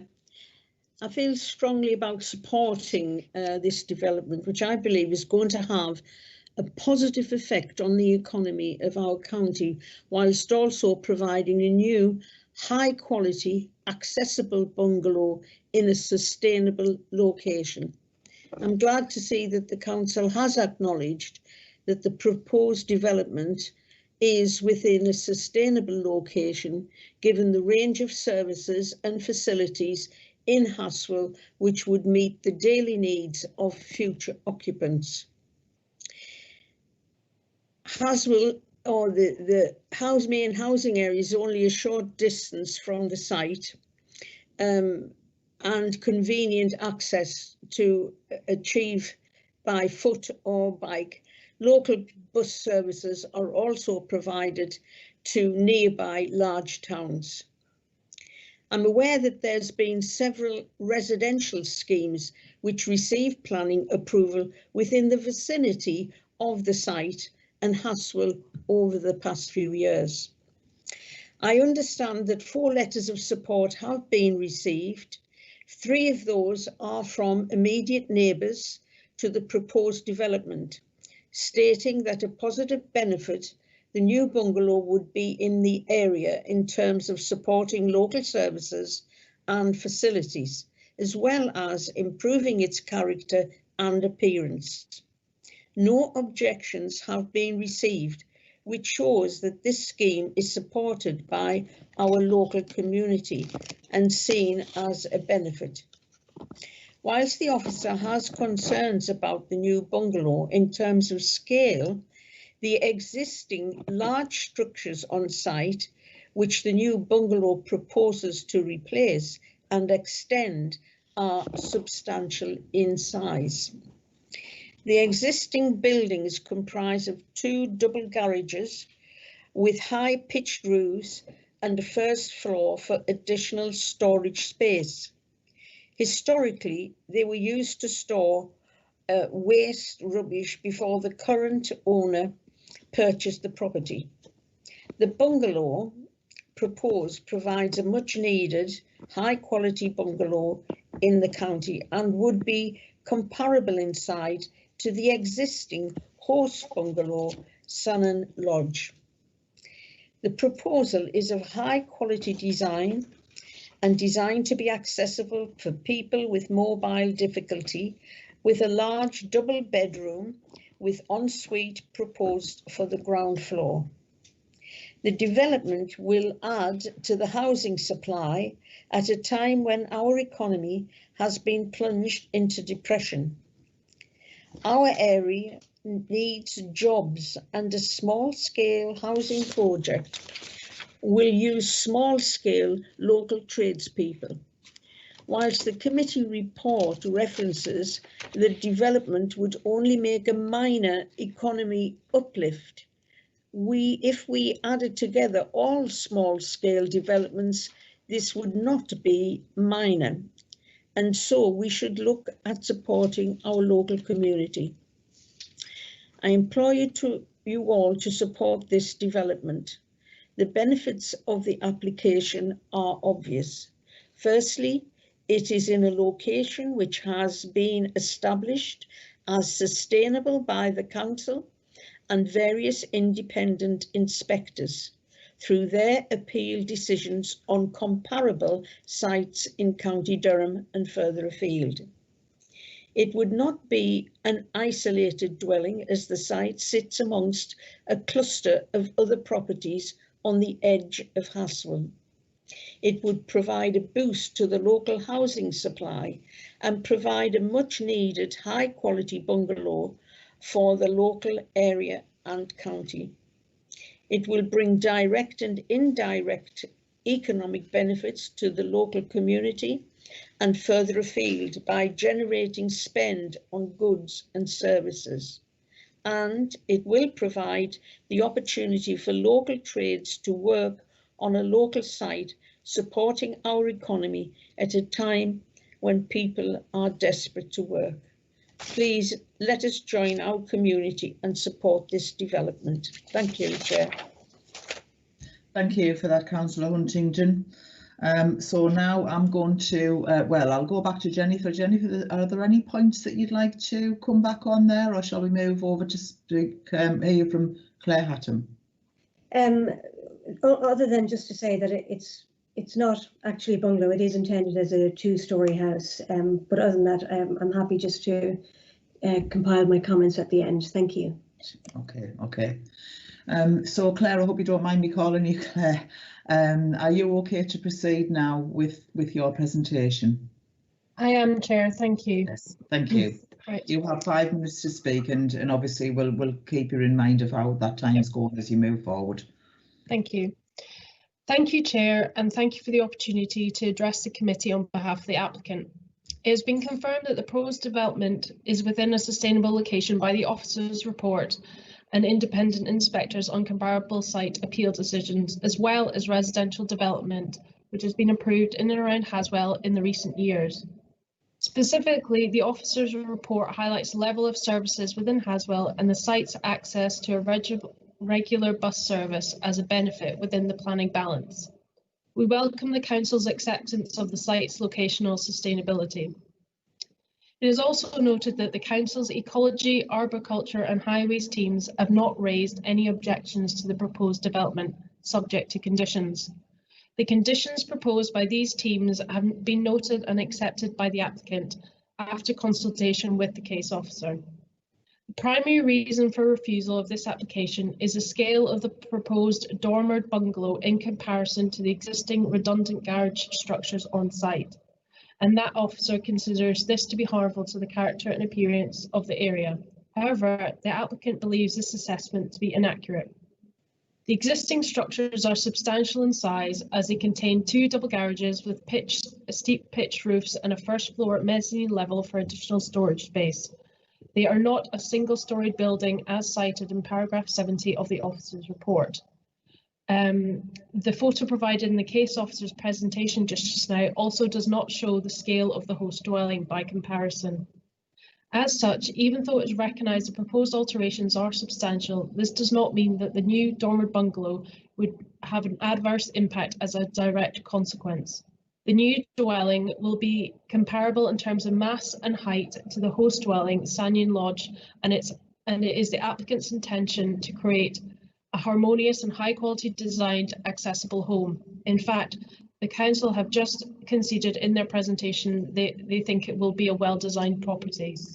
It is also noted that the area is identified as a landscape improvement priority area by the council, demonstrating the quality of the surrounding landscape is currently not as high as other parts of the county and is indeed in need of enhancement. It is considered that the proposed development would support this policy approach by removing disused structures and the surrounding overgrown scrub vegetation on sites. It is understood the provisions of Policy 10 in the Emerging County Durham Plan allow for the conversion of existing buildings in the countryside. However, the current proposal offers a greater opportunity to create a better quality and accessible home for future occupants. Conversion of the existing garages would not offer such an opportunity. However, the applicant recognises this could provide a legitimate fallback position as acknowledged by the case officer. The second reason for refusal set out in the officer's report relates to residential amenity of the occupants of Sanyon Lodge, given the relative proximity of its windows to the eastern elevation to the blank side elevation of the proposed bungalow. In this respect, prior to committee, the applicant has confirmed the window nearest to the proposed bungalow serves as an office and already comprises of obscure glazing. The furthest window on the eastern elevation of Sanyon Lodge serves a living room, which also benefits from bifolding doors on the southern elevation. Given the location and orientation of the proposed bungalow, it is also unlikely that this window would face the blank side elevation of the bungalow. In terms of the remaining window on this elevation of the lodge, which serves a utility room, as the applicant is also the owner of this property, it is within his power to frost it or replace it with a high-level window, or even remove it if that were deemed necessary. A verbal update has been provided to the committee from the case officer and confirmed that if the committee is minded to approve this application, the applicant is willing to accept the planning condition. To conclude, the proposed detached dormer bungalow will not result in adverse impacts on residential amenity, the surrounding landscape, identified protected species, or the character and appearance of the area. The application site is in a sustainable location with good access to services and facilities, including public transport. The proposed bungalow would be comparable in size to the adjacent property and indeed smaller than the surrounding houses in terms of mass. As such, these properties will appear visually more substantial in the landscape than the proposed bungalow. We would therefore sincerely appreciate the committee supporting the proposed development, and I would be happy to answer any questions the committee may have. Thank you. Thank you, Claire. We'll see in due course if the committee do actually have any questions. But Jennifer, I will come back to you at this point. Is there anything that you want to clarify or you want to add? Nothing substantial, just really, obviously the main contention really relates to the conflict with the emerging policy 10. I mean, at present, the garage building is 122 square metres, and that's the footprint. So essentially what's being created is more than twice that 264 square metres in footprint, with an additional 144 square metres in the upstairs area. So from our perspective, we consider it to be a disproportionate and significant addition to the existing building on site. I'm happy just to leave it there. Thank you. Yeah, okay, thank you. So now over to the committee. So can we have the committee's deliberations? Does anybody want to indicate that they'd like to speak or ask any more questions on this?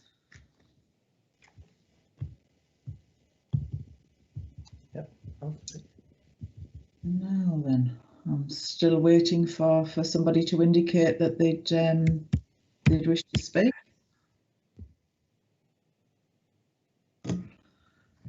Right. So, Councillor Taylor, you've indicated that you'd like to speak, and can I remind councillors that we are meant to be using the chat function and to type in RTS, so that everybody is following the same procedure. So, Councillor Taylor, over to you now. Thank you. Thank you, Chair. Isn't it intriguing when you sit in planning committees how different sides of the argument express their opinions and express the terminology in different ways, but both meaning the same? It always intrigues me. And can I say to Councillor Huntington, what an excellent presentation. She's a credit to her community. She put forward a really good presentation and almost turned my head there, but my head has to be with planning policy. I'm sorry, Councillor, it really has. I was quite shocked to see the scale and the massing of this building when I saw it on the screen. It is inappropriate, unfortunately, Councillor Huntington. It is a massive structure. It is excessive, and I think looking at our officers' reports, there's no way around it. It doesn't comply with policy 10 or indeed the safe policy 35 of the Easington plan, and therefore I do move the acceptance of the officer's recommendation. Although I did listen to Councillor Huntington, and as I say, she made some wonderful points, but it's planning policy every time we've got to look at, sadly. Thank you. Thank you, Councillor Taylor. I will bring Councillor Lang in now, who's indicated that she'd like to speak.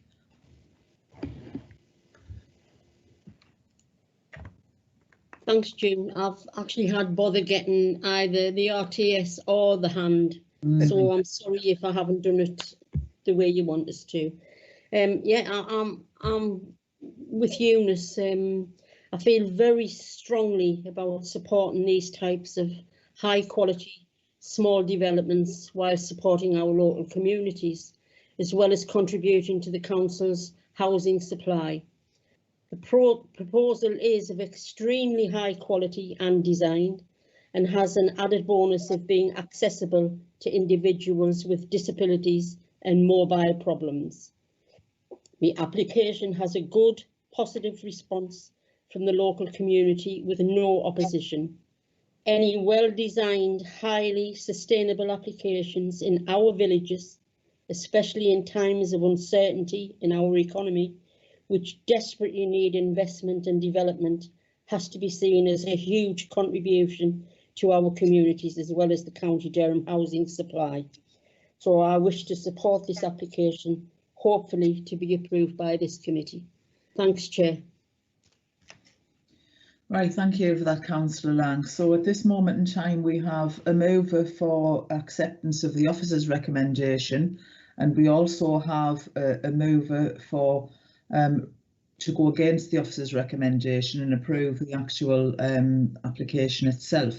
Now, I do need some more councillors to chip into this discussion, please. So can we have the next speaker, who is Councillor Freeman? Yeah,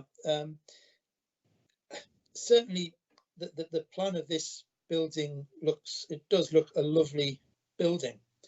However, like Councillor Taylor, this is disproportionate to that site. I do support conversion of existing buildings in the countryside, but this is not simply a conversion of the garages that are there. As we've heard, this is twice the size and much higher than is there at the moment. So unfortunately, this is way beyond just redeveloping the existing structures. We're creating a building which is just much bigger than what's there at the moment. So unfortunately, I would have to agree with the officer's recommendations and support refusal of this application. So can I just clarify there, Councillor Freeman, are you saying that you second Councillor Taylor, or are you just making that comment? No, I'll second Councillor Taylor. Thanks. Right, okay. So any other members of the committee wish to speak? We do have another recommendation on the table.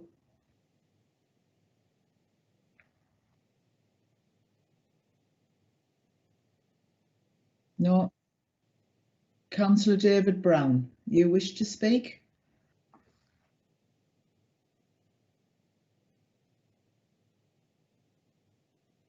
Councillor Brown? Right, thank you. Can you hear me now? I can hear you now, Councillor Brown, yes. Sorry about that, a little bit confused. However, listening to the debate and seeing the pictures earlier on, or the photographs with the presentation, I didn't think the existing buildings looked particularly tidy. On the other hand, I didn't think they looked particularly small. And looking at the plans of the proposed dwelling, I think it would be enhance the area, be a big improvement. So therefore, I would like to second Councillor Lang. Thank you, Councillor Brown. Now, it will be necessary to put forward reasons why you choose to go against the officer's recommendation when we do come to a vote. So I'm just giving you the heads up on that one. But at this moment in time, does anybody else have anything to say? Would anybody else like to contribute to the discussion before we go over to the votes? I'm not being shown any indications that anybody would like to speak. No. So we need to take these in the order that they were presented to us, and the first vote that we need to take is in support of the officer's recommendation, which was moved by Councillor Taylor and seconded by Councillor Freeman. And then we'll move on to the other vote. Now I need to go back to Neil Carter now, who will take us through the system for taking the vote. So Neil, can I bring you in now? Yes, thank you, Chair. So this is the vote for refusal of the application in accordance with the officer recommendation, and I'll go through each member alphabetically, ask you if you're for or against. Equally, if you want to abstain, if you could let me know that. So I'll start with Councillor Blakey. Are you for or against? I'm against the application. It's for the officer's recommendation. Yeah. So this is for the officer's recommendation. I'm against the officer's recommendation. Okay. Thank you. Sorry, Councillor, Neil, can I just stop you there? Can we go back to that to just absolutely nail what Councillor Blakey's intentions are there? Because it's a little bit awkward, isn't it, when you... So the application as it stands is to refuse permission for this build. So Councillor Blakey, can you make your wishes absolutely known? Are you going to go with that you want to uphold the refusal?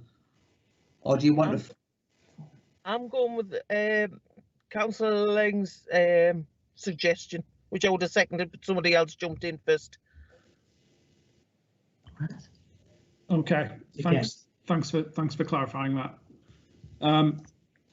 So next I'll go to Councillor David Brown. I would like to see the application approved. Okay, so you're against the officer's recommendation. It's a little bit confusing, this, I'm sorry. It is. Okay. Councillor Corrigan? I'm against officer's recommendation. Okay, thank you. Councillor Coult? I'm for the officer's recommendation. Thank you. Councillor Davidson? For the officer's recommendation. Thank you. Councillor Freeman? I think you're on mute there, Councillor. You're on mute, David. Sorry, for the officer's recommendation. Thank you. Councillor Hawley? For. Thank you. Councillor Iveson? For. Councillor Lang?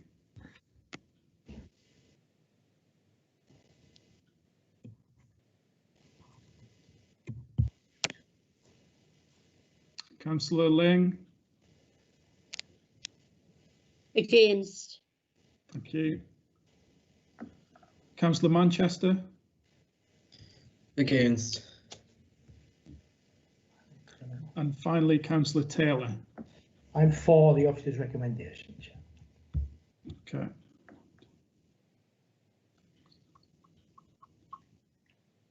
Chair, I have that as 6-5 in favour of refusal. Yes, my notes agree with that as well, Neil. So there we are. The application has been refused. It's by a majority. So we need to go with that. There's no need to take the other vote. So we will just say that this application has been refused in this particular occasion by a vote of 6-5. Thank you for that, committee. So at this moment in time, we'll move back to item 5B on the agenda. I've just had an indication from somebody that they need to leave the meeting. So, Councillor Davidson, thank you very much, and we look forward to seeing you next month.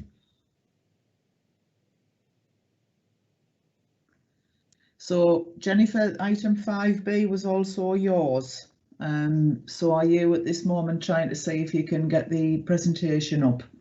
Yeah, I'm just trying to just use the same format I did the last time. And I'm sure we've all got our fingers and toes crossed. Can you let me know whether you can see that? Yes, well, I can see that. So could we just have anybody to shout up if they can't see it, please? Yes, Chairman, I can see. Right, wonderful. Councillor Manchester, can you see it? Yeah, I can see it as well, Chair, thanks. Yeah, and Councillor Iveson, can you see it? Yes, I'm fine, thank you. Right, and Councillor Brown, can you see it? Yes, I can see it, thank you very Right. much. So the only other one is Councillor Coult. So Bev, can you see it? Yes, Chair, I can see it, Yeah, thank you. so on the notes I made before, that was the 6 of us that couldn't see it, so I'm assuming everybody else still can. So that's wonderful. So committee, now we come to item 5B on the agenda, slightly late, but you know, IT is a wonderful animal. And this is land to the south of Culloden Terrace, Grants Houses, and this is to consider the erection of a 3-bedroomed detached bungalow. And Jennifer, if I can ask you to go through the presentation. We do have 2 registered speakers who will be coming in after the presentation before we go to the committee. So can you just move on with this now, Jennifer? Thank you. Yeah, no worries. Thank you very much. Again, following our planning assessment, we put this application before you with a recommendation of refusal due to concerns that the adverse impacts would outweigh the benefits because the development would detract from the form and character of the existing settlement, whilst also eroding the open countryside area and wider landscape setting. So the location plan indicates the development site in red, including the access track which leads up to the adopted highway. It should be noted that the applicant also owns the land to the west of the application site, which includes the various buildings marked as yellow blocks on the plan. These buildings consist of a range of agricultural style sheds and greenhouses which have been built in the last 5 years, as well as a mobile caravan providing day facilities recently approved in February this year. The proposed location of the house and curtilage just east of this clearly reads as undeveloped land located outside the settlement limits of Grant's houses. And this is the most, this is the most up-to-date aerial image from 2018 and shows the application site on a greenfield site forming part of the countryside setting of Grant's houses. All right, so the first photo here shows the application site, and the proposed location of the dwelling would be within this green field just left of where the ground is shown to be disturbed on the photo. So this photo is looking south, and then the next photo is looking east and shows the remainder of the field that would provide the rear and side garden curtilage. Again, we're looking south, and this is the western boundary of the curtilage, of the proposed curtilage area. So it's where it meets the neighbouring land also owned by the applicant. And then these two photos are a sequential set of photos moving from east to west, showing buildings on the neighbouring land beside where the house is proposed. The next two photos just show that north boundary fence, which is directly adjacent to the settlement boundary. So again, we're looking southwards along the rear laneway, which is between properties number 13 Culloden Terrace, which is in the photo to the right, and number 15 Springfield Terrace, which is in the photo to the left. And so this is where the applicant proposes to insert a gate for to let bins out for collection, but it wouldn't be the main proposed access to the site itself. Again, we're just looking over the greenfield site where that's more looking at the curtilage area or the rear garden area of the proposed dwelling. You can just see the fence in the foreground, which demarcates the northern boundary. And then that same fence is to the right of the photo, showing how it relates to the neighbouring properties. Number 13 Culloden Terrace is just in the foreground, and just beyond is 15 Springfield Terrace. This is an image of the access track leading to the main access gate to the applicant's land. The application site would be accessed through these gates. Then you would take a left turn and pass through the neighbouring site to access the front curtilage of the proposed dwelling. So that's a distance of about 53 metres. And then this final photo is a view looking westwards from the main road that runs through Grant's houses. So this is the road linking Horden to Eaton and Colliery. So you can just see the fencing up on the hill, and that demarcates the boundary line of the application site. And I think you can also clearly see the extent of development can be seen ending at the gable end of the house, just at the foreground of the photo. So the site plan indicates proposed location of the L-shaped house and its curtilage area. 2 parking bays are also indicated. The southern fence would be realigned to provide additional curtilage at this point. The nearest dwellings are shown, as have been shown in the previous photos, can be viewed relative to the house to the north, and the access is shown leading from the gates to the left of that plan. A separate smaller access gate is circled on the plan, which is for bringing bins out for collection. The elevations show a bungalow style building with long ends facing west towards the main access to the site, and then the east elevation would face towards the coast. The south elevation overlooks countryside area, and then the north elevation would be closest to the nearest dwelling, number 13 Culloden Terrace.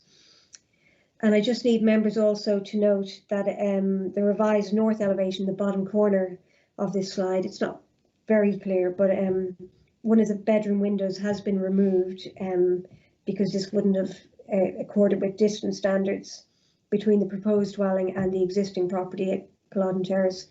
The remaining window there would be an obscure glazed window serving a bathroom. The floor plans are self-explanatory. You've got 3 bedrooms on the northern side of the house and then the main living areas to the south.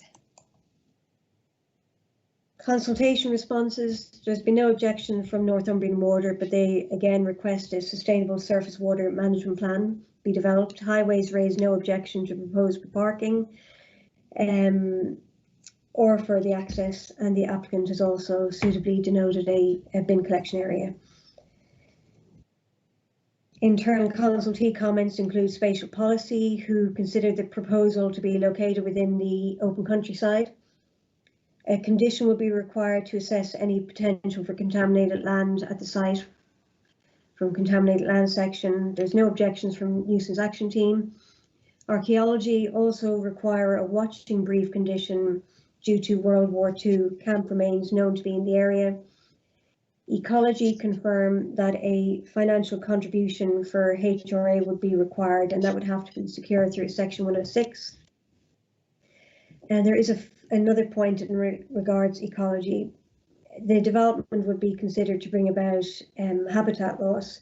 So in accordance with the NPPF, the applicant needs to demonstrate biodiversity net gain to compensate for any losses resulting from the development.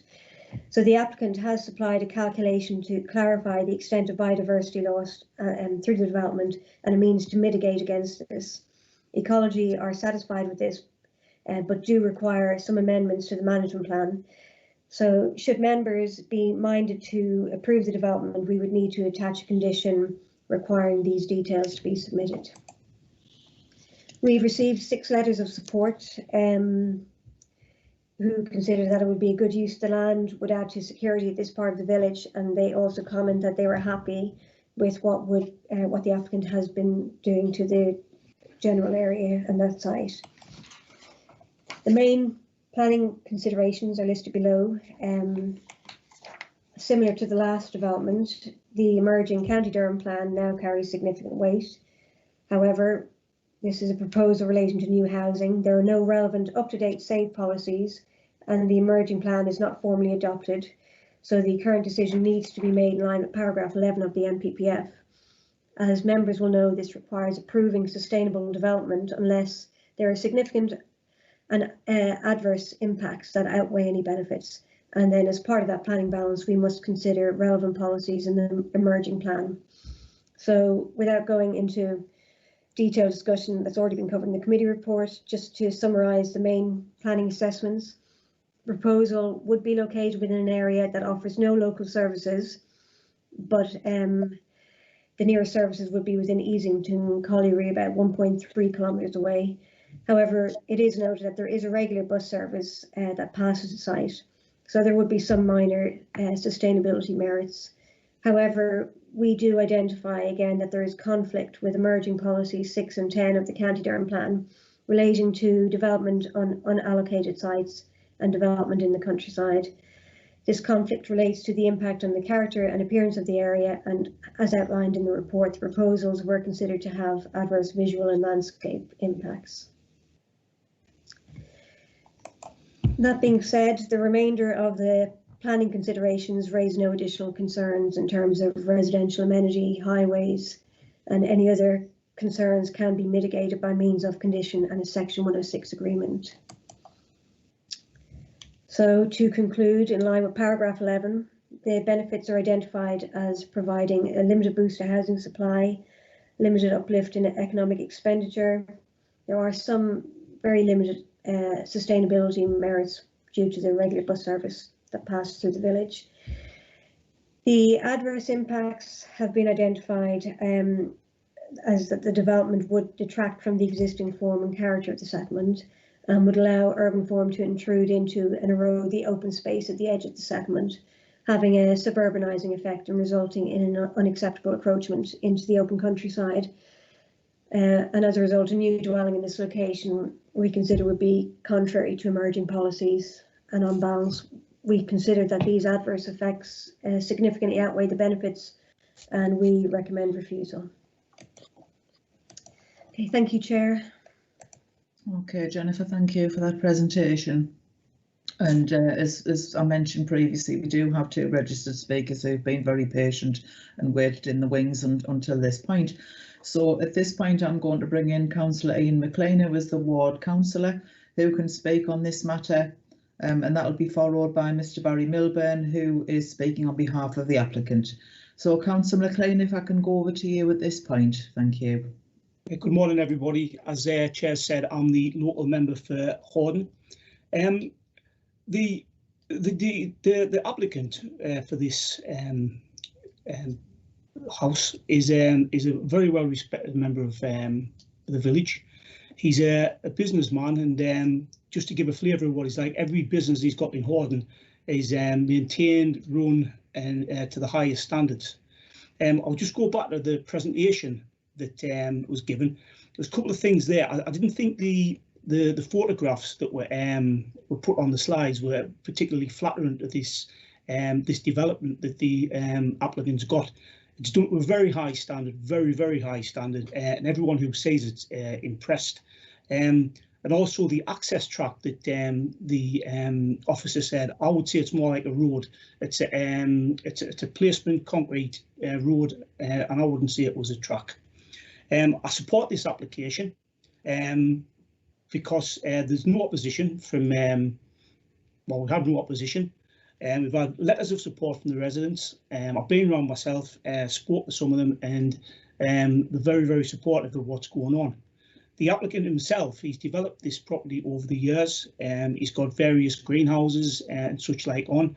He's actually supported the local community in their community garden and the local MENCAP by growing vegetables, and all the indications to me are he's going in the right direction of where he wants to take this site. The bungalow itself, it's a 3-bedroom bungalow. Just saying, it's not Buckingham Palace. I think he's been reasonable in his aspirations and what he wants to do. In terms of the proposal eroding the open countryside, well, I disagree. I think the development itself, it's close enough. I think it's within about 15 metres of the nearest house, so it's not exactly encroaching into open countryside, and also it's within his boundaries of his land anyway. Sustainability, it was alluded to that there is a sustainability, there's some minor effects or some minor positives. I agree with that. In all of this application, I agree with it, and again, I've had very large numbers of people who have been in support of this from the village itself, and in particular from Grant's houses. Again, from what I've seen up there, it's been done to very high standards. The 2 things I've given, the 2 reasons I've given about the proposal will be eroding on the countryside, I don't agree with that, and also sustainability. So for me, as a local member, from the positive response I've had from it, I would support this application. Thank you very much, Councillor McLean. You've given the committee some interesting points to consider. And now I'll move over to Mr Barry Milburn, who is speaking on behalf of the applicant, Mr Richardson. Now, Mr Milburn, you do have up to 5 minutes to speak, and you will be notified if you come in close to that time, but don't feel under pressure. So thank you very much for your wait. Mr Milburn, I'll go over to you now. Thanks very much, Chair. I'm acting on behalf of Mr Richardson, the applicant, as agent in that capacity. The arguments put forward for recommending refusal appear to be twofold. Firstly, quoting from the recommendations contained in the report, the development would detract from the form and character of the existing settlement by reason of its position, detached and separate from the existing form of developments. Now, we did intend, if we could, to position the bungalow closer to the existing terrace buildings, but as you probably noticed on one of the photographs, there's an overhead power line runs right down the boundary line between 13 Clodden Terrace and Mr Richardson's site. And we're required to maintain a 6 metre safe working space between the power line and any proposed development. Otherwise, the building would have been quite a lot closer to the existing bungalows. We also feel, or I feel, that what could be considered somewhat of a precedent is established a few years ago by the approval of a detached 3-bedroom dorm bungalow and double garage just off the northern tip of Angus Terrace, which is only 1 or 2 streets further away, on a 500 square metre plot. So there has been detached development approved recently beyond or separate from the existing terrace properties. Secondly, the proposal would be eroding the open countryside area and wider landscape setting. Again, we feel that whilst the site lies approximately 11 metres south of the settlement boundary, as defined by the current Easington District Local Plan, the National Planning Policy Framework adopts a more permissive approach, and this is being taken into account where other similar applications have been recommended for approval elsewhere in the county, where the development is considered sustainable. We consider this site to be sustainable by virtue of the availability of good local amenities in Easington, Coleraine and Hordern, all within easy walking distance or a short bus ride. There's also good bus services to bigger towns of Sunderland, Hartlepool, Durham, and there's also a new train station just being opened in Hordern, which provides ready access to the mainline stations and further. These amenities have been enjoyed by the residents of Grant's houses for a very long time, and we feel that the proposed dwelling would, to all intents and purposes, be part of the settlement by virtue of its location so close to the existing housing. Thank you. Thank you for that, Mr. Milburn. So at this point, we'll go over to the members of the committee. And this is another one where we've got the officer's recommendation to refuse. So we just need to be a little bit careful, as we were with the other one, which way we wish to speak. So if I can have some indications from the committee, please, if anybody would like to speak on this application. Councillor Leng, you've indicated you'd like to speak. Yes, thanks very much, Chair. Another not very big, but very high quality and design proposal, which would benefit our local community and wider housing supply. This site can be demonstrated as being sustainable in terms of accessibility, a regular bus service and shops from 2 neighbouring locations. The proposal plans have been amended to ensure residential amenity standards are met. Local residents and the wider community have shown support for this application, and I'd like to propose that this development be approved. Thanks, Chair. Thank you, Councillor Lang. I've got indications on here that somebody else would like to speak. I'm not sure whether that's Councillor Blakey or Councillor Brown. So, Councillor Jan Blakey, you've indicated you would like to speak. Yes, thank you, Chair. I'd like to second Audrey's proposal. Okay. Now, would anybody else like to speak on this particular item? Do we have any other movers? I think that's Councillor Freeman. You would like to speak? Yeah, thank you. I would actually like to support the officer's recommendation to refuse this. This is a new building that's beyond the settlement boundary and in countryside, and I'm very averse to going beyond settlement boundaries because it sets a precedent. You build one house beyond the settlement boundary and then there's a justification for building another and another, and eventually we actually end up with settlements merging together. Yeah, for the reasons given in the report, I would want to support the officer's recommendation. Okay. Is anybody else wanting to speak on this particular item? Does anybody else feel minded the same way as Councillor Freeman?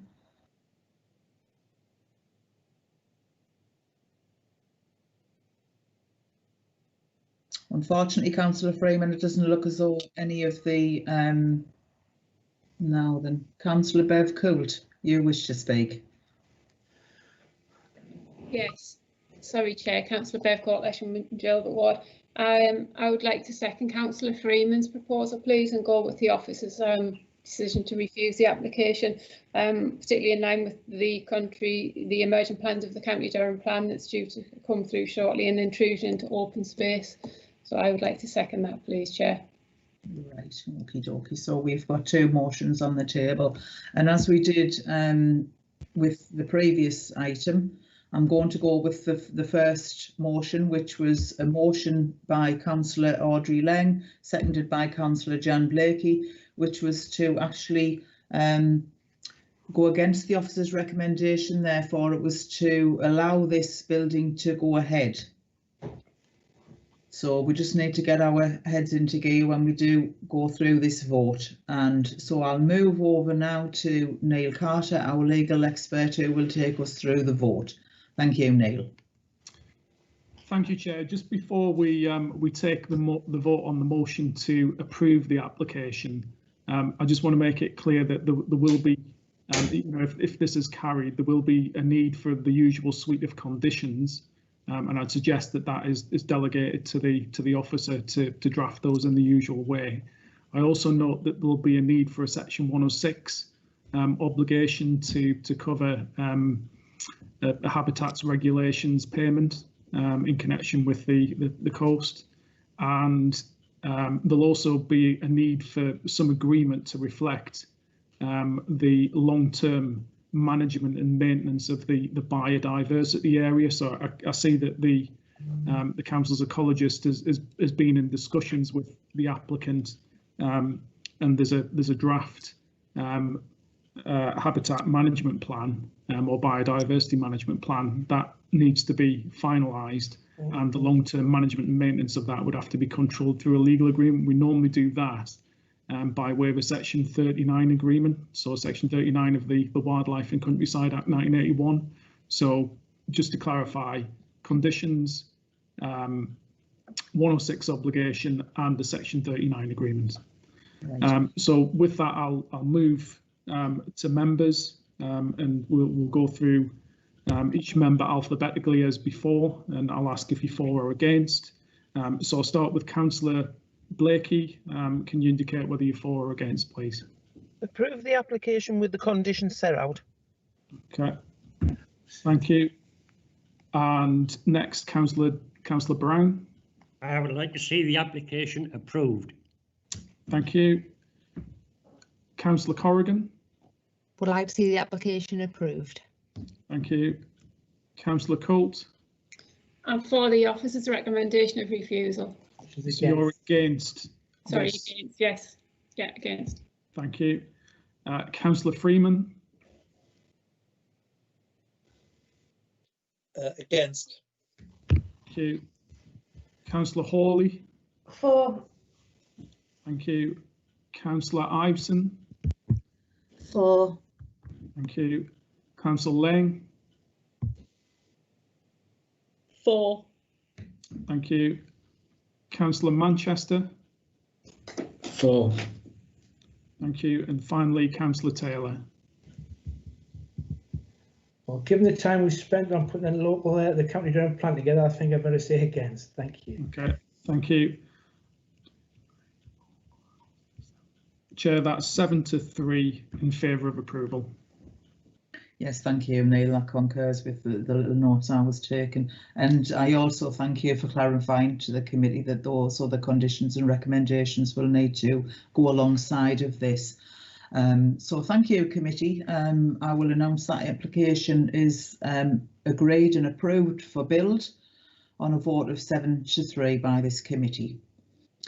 So with that, we will move over to item D on the agenda, so 5D, and as you will remember at the very start of this meeting, I did announce that I do have a declaration of interest in this item, and so at this point I will go into the holding room, which I'm hoping isn't going to be very painful, and I'll wait there until I'm called back into the meeting, and I hand the meeting over now to Councillor Audrey Lang, who is Vice Chair. So thank you, Councillor Lang.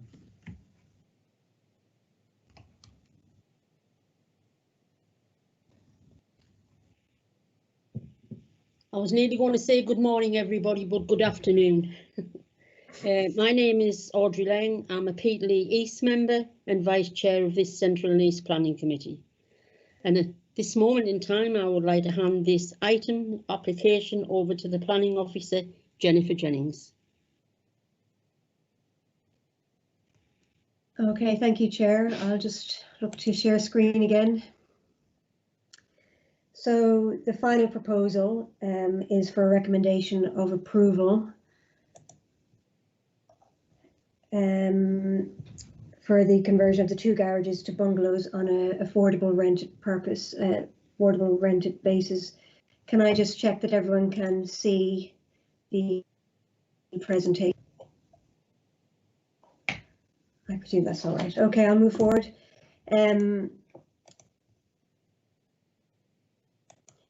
Right. The plan shows the location of the garage blocks within one of the cul-de-sac areas of Severn Close. So it's surrounded by residential properties on all sides. The aerial view also gives its context within the wider area. The committee report makes reference to planning courts, one to the northeast of the application site, and there's another one just south of it, if you can make that out, the parking areas there.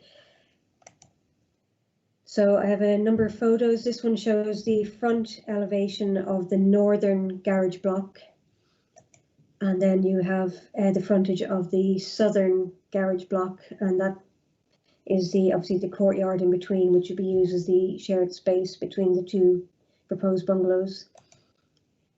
I have 2 photos here just showing the parking available to the west of the blocks of the garage, of the west of the garage blocks, and it just shows you the turning area. And then the last 2 photos are showing the same rear elevation of the northern garage block, just where it backs onto a public footpath. And the photos are taken either side of the garage block. So the proposed site plan indicates the site layout with the proposed conversion works maintaining the footprint of the garages. 3 parking spaces are to be provided to serve future residents on site, and then a bin store is can be just seen on to the right of the application site. The elevation drawings show the intended finish with render to all elevations, and then weatherboarding at the entrance area. A monopitched roof is also proposed, and this shows a high level window which would provide additional light. The floor plans indicate 2 bedrooms, a bathroom, and then a kitchen dining area. Northumbrian Water have confirmed that there is a public sewer that crossed the site, but they can work with the developer to address this as required, but they raise no objections. Highways confirm that parking for future occupiers is acceptable, and the improvements to the turning head will improve highway safety overall. They note that works will displace parking that currently takes place in this location, but they consider that sufficient parking is available just beyond the site. They do not raise any highways objections to this proposal. Support is provided from the housing development team for the provision of additional affordable housing units. There's no requirement for a contaminated land condition.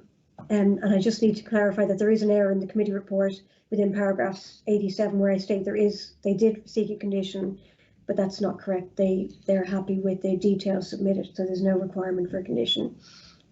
No objections raised from environmental health, and ecology have confirmed that given the location close to coastal habitats, any approval would be subject to a section 106 for payments towards management of these sites, and the applicant has confirmed agreement to this. We have received 6 letters of objection raising significant concern over the impact of the proposal on existing parking available to residents. There's also been objection to the loss of garages, concerns over the construction phase and over the final appearance of the buildings. But we've also received 1 letter of support stating that the garages are underused, an eyesore, would cause problems, are currently causing problems of antisocial behaviour, and they consider the proposal would provide much needed housing. So again, the planning considerations are laid out in this particular slide. And again, as a housing development, we need to determine the application in accordance with paragraph 11. If any adverse impacts significantly outweigh the benefits, then it should be refused. Emerging Policy 6 is of direct relevance in this case and carries significant weight as part of the final planning balance. So overall, we consider the site to be a highly sustainable location and essentially accords with the requirements of Emerging Policy 6. We consider the proposals would have a positive impact on the character and appearance of the area due to the innovative design to improve the utilitarian appearance of the underused garage buildings. Clearly, the proposals, however, would not meet distance standards due to window-to-window distancing across the internal courtyard. As already stated within the committee report, the proposals are designed so that the internal layout is not mirrored, meaning that bedrooms in each unit would be across from the living rooms, and so that would play a small part in limiting overlooking. And in our view, we consider that the setup on the site is really a quirk of the development, which reuses existing buildings in their existing form and layout, and future occupiers would be aware of the circumstances before taking up occupation. So we also identify that there would be some benefits associated with passive security due to this particular layout for the type of occupants who are expected to be elderly residents. Beyond the application side, there's no concern regarding any loss of privacy to existing residents in the area. The highway concerns raised, there has been quite a bit of discussion with the applicant regarding the parking displacement issues and the concerns raised by the local residents. We have considered the possibility of some alternative parking to be provided, but having looked into the cost of this, it was seen to be cost prohibitive, and we felt that it really was not commensurate with the size of the scheme proposed. With no highways objections raised, we feel that it would just not be justifiable to pursue a refusal on these grounds, and there would just simply not be adequate policy support for this. The ecology issues can be mitigated through a Section 106 agreement. So in conclusion, the benefits relate to the boost of housing supply of affordable homes in a highly sustainable location with reuse and upgrade of the underused garage site, reducing concerns on antisocial behaviour. There would also be a limited economic uplift, and the proposals accord with emerging policies. The adverse impacts relate to loss of garage facilities, although alternatives have been put forward within close proximity. The displacement of parking is obviously another potential negative, and also the proposal would not meet adequate distance standards. However, on balance, the adverse impacts are not considered to outweigh the benefits in this case, and we recommend approval. And just as a final point, it's not included within this presentation, I had it uploaded separately. The applicant had asked for some photos of the finished scheme, so if I could just close this presentation, and I'll have to see if I can get it from my emails, if that's all right. So I'll stop screen sharing and just show it at a later stage, if that's okay. That's fine, Jennifer. Thanks very, very much. Okay. Like I said at our pre-agenda meeting yesterday, or that we could do that with all the garages that we pulled down, just are marvellous. I don't have any registered speakers, so I'll go straight over to the committee for questions and deliberation. Committee?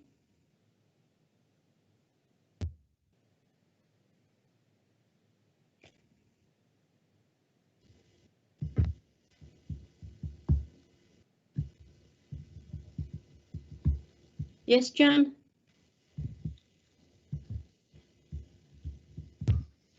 Yeah, I'd just like to recommend the approval of these. I think we desperately need a bungalows, and like you say, if we could turn more garage sites into bungalows, I'd be more than happy on my patch.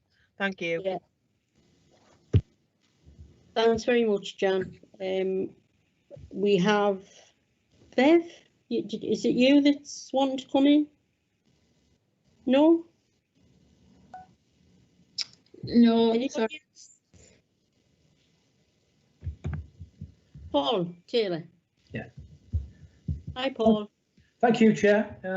Yeah, I'd just like to formally second Councillor Blakey's motion for approval. Yeah, it's good to see. It's going to make the area look better. Loss of parking is a major problem in all our villages, but I think that's mitigated by a much improved area, and certainly I'll second Jan's proposal. Thank you. Right, thank you very much, Paul. I'll now go over to Neil. Neil, for the vote. Thank you, Chair. I'll run through each of the members as before and ask you if you're for or against. So this is a vote for approval of the scheme in accordance with the officer's recommendation. Councillor Blakey. Approval. Thank you. Councillor Brown. Approval. Councillor Corrigan. For approval. Councillor Colt. For approval. Councillor Freeman. For approval. Councillor Hawley. Refusal. Councillor Iveson. Approval. Councillor Manchester. For approval. Thank you. And finally, Councillor Taylor. For, thank you. Chair, that's 8 in favour and 1 against for approval. Right, thanks very much. That's what I have as well, Neil. Right, that concludes the meeting. I'm going to bring our chairman back in if somebody can let her out of wherever she is. Chair, I think she's back in the meeting now, Vice Chair. I'm not sure how I did that, but I'm back in the room. So, you know, I think Paul Daniels is going to get a run for his money there, isn't he? So thank you for that, Councillor Lang. I know that was an old one, wasn't it? Half this committee won't even remember who I was talking about there. So we move on to item 6, and such of the business in the opinion of the chair. Well, I haven't been notified of any other business, and I would like to thank everybody, you know, for their attendance this morning. And you know, it's just one of those things, isn't it? We are where we are with technology, but we got there in the end. So thank you as well to the officers who persevered and supported us through this this meeting this morning. So I look forward to seeing everybody next month at our November meeting. So hopefully, you know, we can all stay safe until then. So I will ask all the members of the committee to just hang fire until our IT expert explains that we've stopped recording, and everybody else is now free to leave the meeting. So thank you, committee.